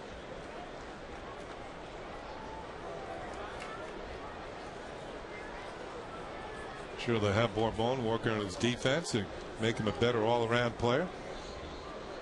Breaking ball is outside, 1-1.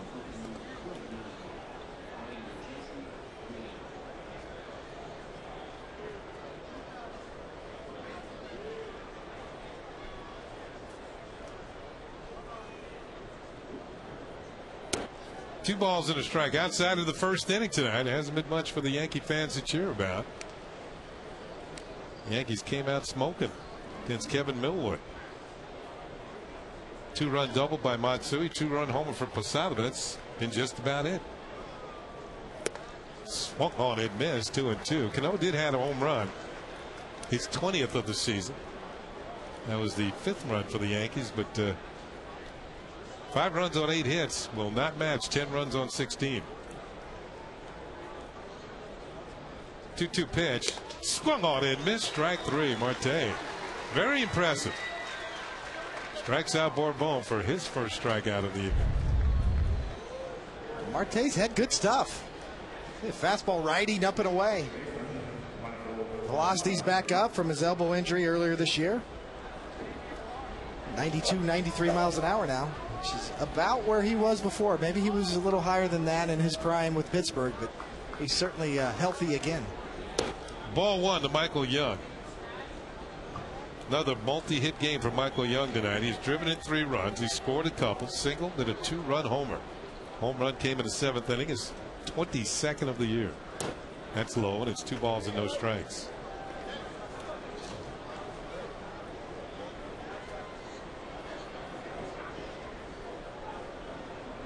Young, his 48th multi-hit game of the year. He trails only Derek Jeter as that pitch is low for ball 3. Jeter with 51. It'll make that 52 for Jeter now. He's had a multi-hit game tonight. Robinson Cano has 52. That is ball 4. Young draws a 2-out walk. A 2-out walk again. Another 2-out walk, which has really been the undoing of the Yankees. And Ichiro Suzuki leads the league in multi-hit games with 60. You know, Kenny, going back to the 4th inning, Jabba Chamberlain gave up 5 runs in the 4th inning. 2 outs to start out that inning. Ian Kinsler popped out, Nelson Cruz struck out, and then Ivan Rodriguez walked. Ball 1 to Hamilton. And Chris Davis probably hit the hardest hit ball that inning. Speaking of the top of the 4th, when Jabba gave up 5 runs, Davis singled. We had 6 2-out walks today. Then came the bleeders in that 4th inning. Elvis Andrus singles on a softball, kind of that ground ball to Damon. Then Bourbon hit a little bleeder to left field. Swing and a miss, and it's 1-1 on Hamilton, who has 4 hits and a couple runs batted in tonight. Michael Young followed that up with kind of a soft single on a ground ball to center field. Although he hit that ball halfway decent, it was a ground ball. And then Hamilton fought one off. Strike 2. Nice breaking ball from Marte. And that was the undoing of Jabba Chamberlain. That 5th inning all happened with 2 outs. He made some good pitches that inning, but it started with a 2-out walk. And give Texas credit, they fought off some good pitches as well. He couldn't stop the bleeding. 1-2 pitch. That was just a little bit outside. 2-2.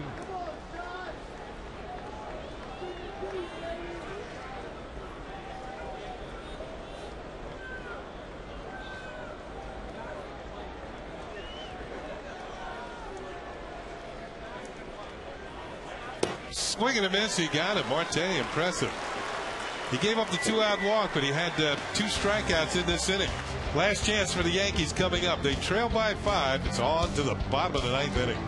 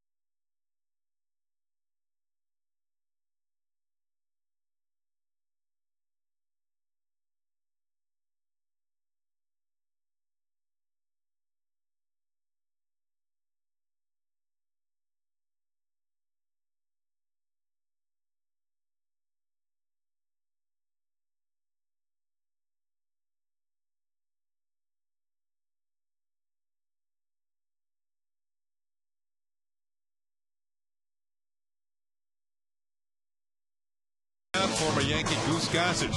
Who does he say was the most feared pitcher in baseball? On the Verizon Files game wrap-up after the game on My 9 News. Last chance for the Yankees. They're going to face a new pitcher. It's going to be Jason Grilli making his second appearance since coming off the disabled list.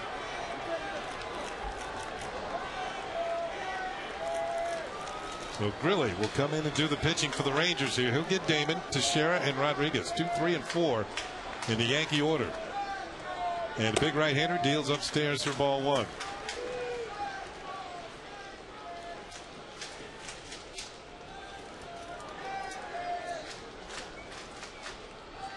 .40 games, 35 strikeouts in 37 innings. There's the call strike, and it's 1-1. Jason Grilli just recently back off the DL. As you see, Johnny Damon on the night, 0-for-3. Jason Grilli was activated Saturday from the DL. Had a little elbow problem. Breaking ball, broken bat, but it's going to drop in right field for a base hit. So Johnny Damon on with a lead-off single here in the bottom of the 9th inning. Kevin Willwood stands to be the winner tonight if the Rangers can hold on here.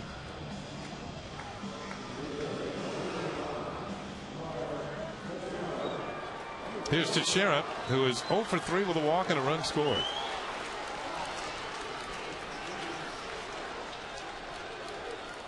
Rangers do not hold Damon on at first, and the first pitch is high and away to Teixeira.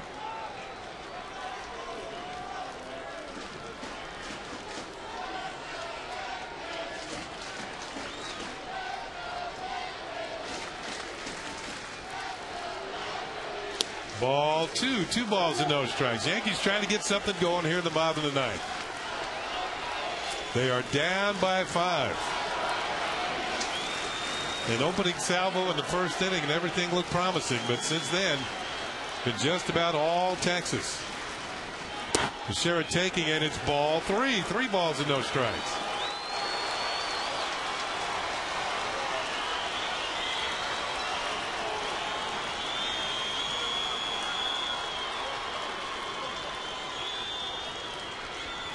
You can bet he's taking this one all the way, and it's ball 4. A 4-pitch walk, and the first 2 Yankees are aboard here in the 9th inning.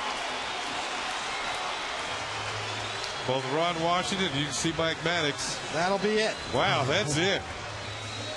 Been good to know you. Wasn't around long. Going to the bullpen. So Grilli gives up a base hit and a walk. And Ron Washington has seen enough. I think he's seen what the Yankee offense can do. He can read the numbers. He's not going to mess around in this ballpark. Yeah, the Rangers have had all kinds of problems with the Yankees since 2005. The Yankees are 27-11 against the Rangers. We'll be back. Yankees try and rally here in the 9th.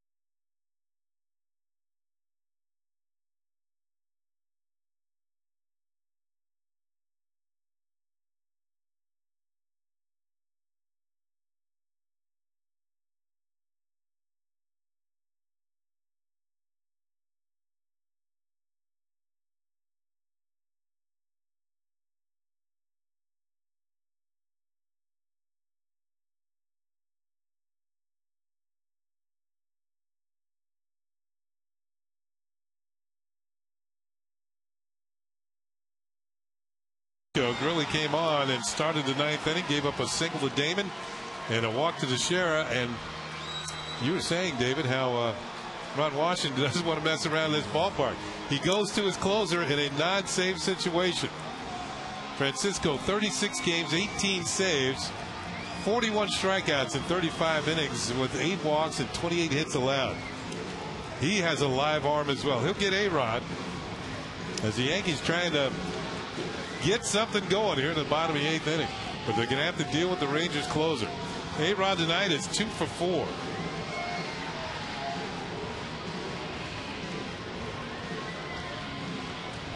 A couple of weeks ago, on August 14th, Francisco had his worst outing of the year. Gave up 6 runs on 7 hits in 2/3 of an inning, and blew the save and got the loss to the Boston Red Sox. Yankees are hoping for the same sort of thing here. Wow. Doesn't happen a lot to this guy. He's had a couple of stints on the DL this year with the right shoulder problems. Nothing serious. He's been back and he's still got 18 saves, even though he's been on the DL twice, as we mentioned.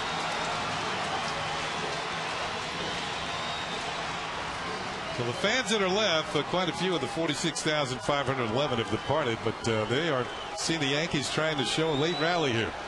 A-Rod's had a couple of bloop singles to right field. He has scored a run.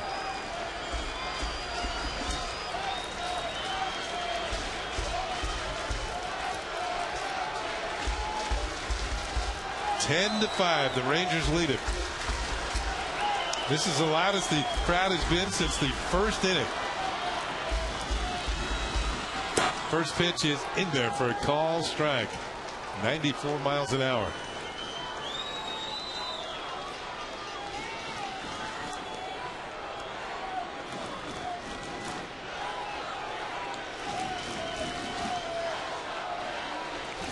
A-Rod coming off a 9 for 26 road trip.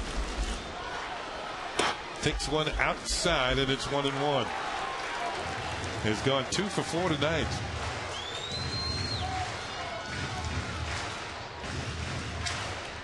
It's almost a situation here, Kenny, where, if he hits a 3-run homer, it's almost a rally killer. Yeah. You almost want to see a few doubles, get some more base runners if you're the Yankees. If you're on the Yankee side looking for a win. You're trying to work your way on base, set it up for the next guy.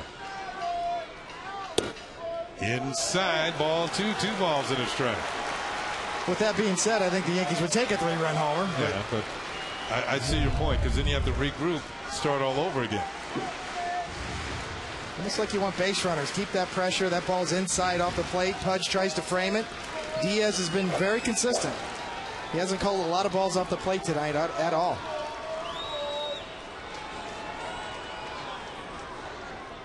Way outside, ball 3. 3 balls and a strike.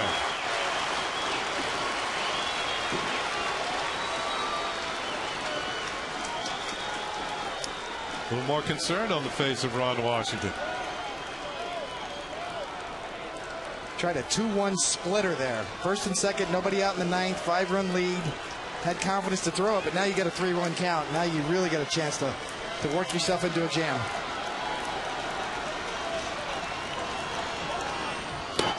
Here's call strike 2, and the count is full. 3 balls and 2 strikes. 95 miles an hour. Right down the middle, right at the knees. A-Rod trying to work his way on, take it all the way.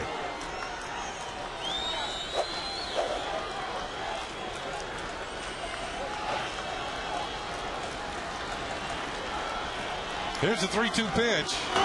And it's low, ball 4. The bases are loaded. Francisco walks the first man he faces. That'll move Damon to third. And Teixeira to second. That'll bring up Hideki Matsui. Really opened the door. The Yankees are trying to keep the line moving. Matsui has doubled. Grounded to second. Fly to left and been hit by a pitch. Fans can sense something is about to happen. Pitch to Matsui. Swing and a miss, strike 1. Pretty gutsy pitch. The hot Matsui in there, a good fastball hitter. We're going to pull the string here with a little splitter for a strike. And Matsui pulls off of it.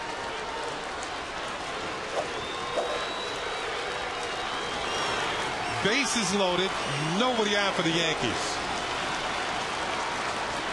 Matsui swings and misses strike 2.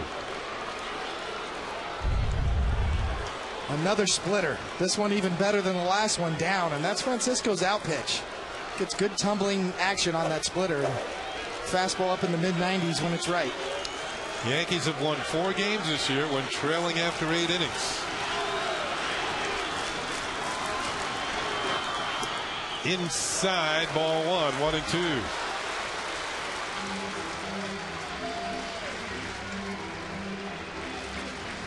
They only had just one of those type of wins all of last season.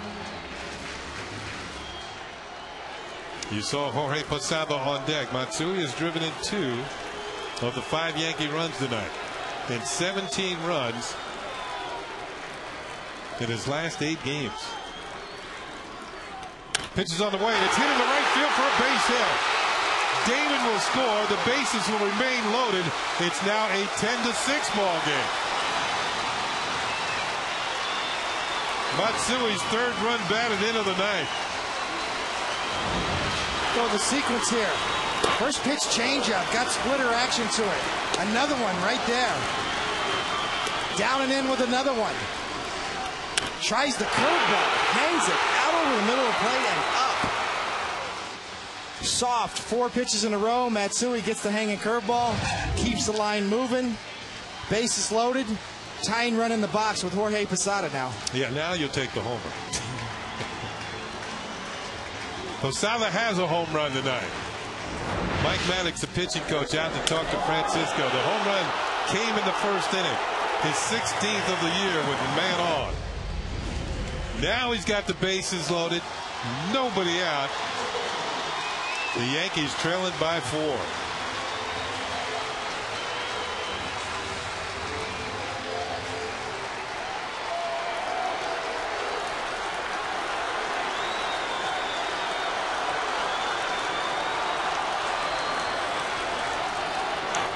Outside for ball 1.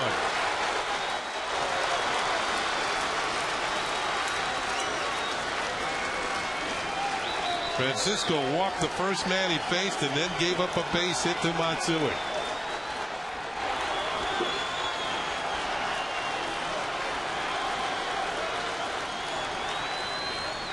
Posada takes a call strike and it's 1-1. Excellent numbers with the bases loaded for Jorge Posada.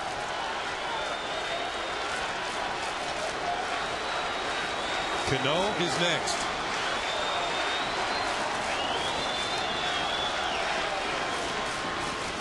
Foul back. He had a good swing and it's 1-2. The fastball up and out over the plate. Probably a ball, as you see Posada chases it, but it had good life on it. Posada trying to get on that fastball. Can't quite get on top of it. Posada hitting .325 at home this year with 12 home runs.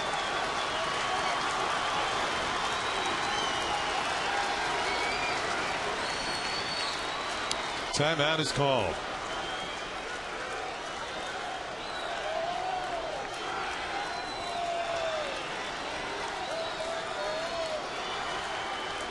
.40 comeback wins this season.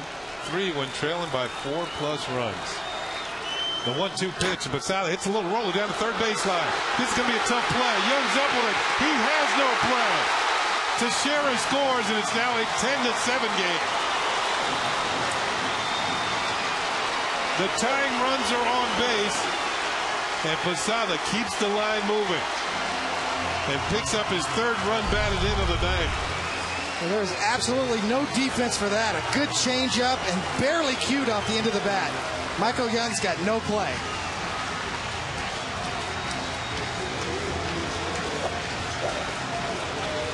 We're going to have a pinch runner at first base. Posada representing the tying run. And running at first is Jerry Hairston Jr.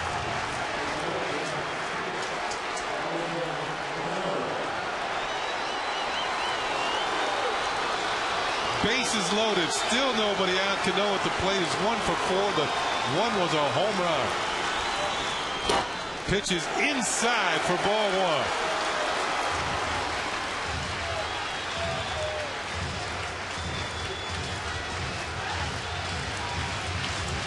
The Yankees have gotten a single, a walk, another walk, a single and a single, and have scored twice here tonight.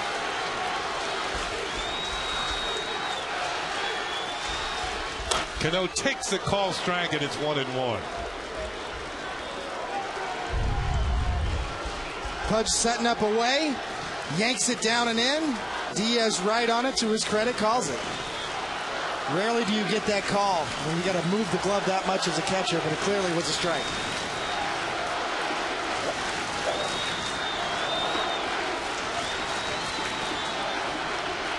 Cano swings, lines it into left field. It's going to be in there for a base hit. Rodriguez scores. Here comes Matsui. It's now a 10-9 ball game. Still nobody out.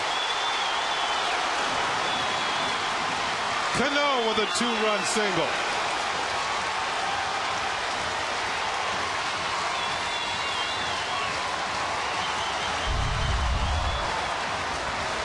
Another fastball right there, down and in. Cano staying on it, fighting it off the other way. We've seen Cano, when he's going well, do that so often. Stay on the fastball, hit the fastball the other way. Classic Cano swing. Another multi-hit game for Robinson Cano. Still nobody out. Runners at first and second. Tying run now in scoring position.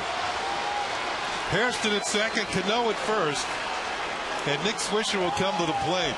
Swisher is 0 for 4. 4 runs in the 9th inning for the Yankees.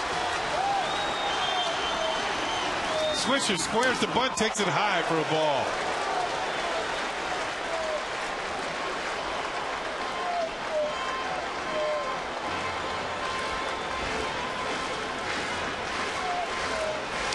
A little more concern on the Ranger faces in their dugout. The Yankees in anticipation of a comeback here tonight. Swisher has 3 sacrifice bunts this season. Squares the bunt again, pops it up. An easy play from Michael Young, and there's 1 out. The Swisher does not get the job done.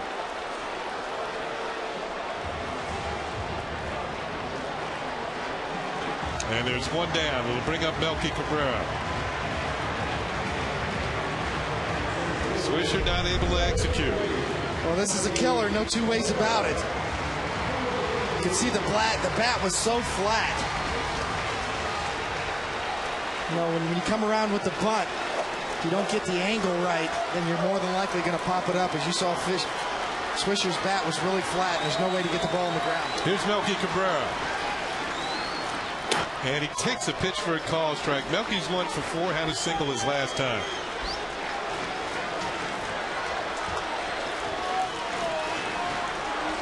Melky has been clutch in these situations all season long. He's got 3 walk-offs himself.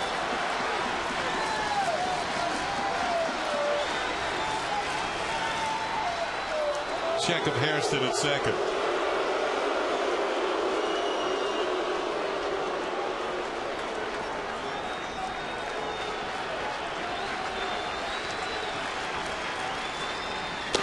There's a ball, and it's 1-1. Melky's had 17 runs batted in from the 7th inning or later this year. Derek Jeter is on deck.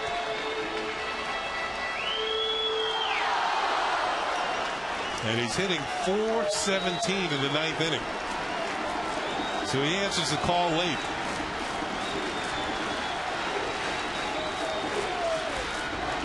Inside, ball 2. 2 balls and a strike. Another changeup, down and in. You could see that he kind of overthrew it, kind of hung on to it too long, trying to get that ball down and away. It goes down and in. 2-1 pitch. Melky swings, hot shot, line drive, caught by Andrus, and it's a double play as Hairston is doubled off at second, and the Rangers hold on and win it by a score of 10-9. Well, the Yankees with a valiant effort, but the Rangers had just enough runs to win this one and edge the Yankees by a score of 10-9 as Melky Cabrera does not get this one through. See Jerry Hairston just with a break to third that cost him the play. Andrus sets sails for second, and oh, that's a close play at second. Hairston is called out by the second base umpire, Baczynski. It looked like that angle there. He might have just got him. He got him. And that's going to do it for the Yankees in the opening game of this series.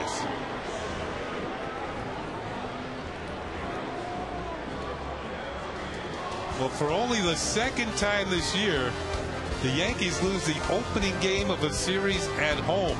That happened on opening day as the Rangers win 10-9. An exciting finish, but not enough for the Yankees tonight. We'll be back with more.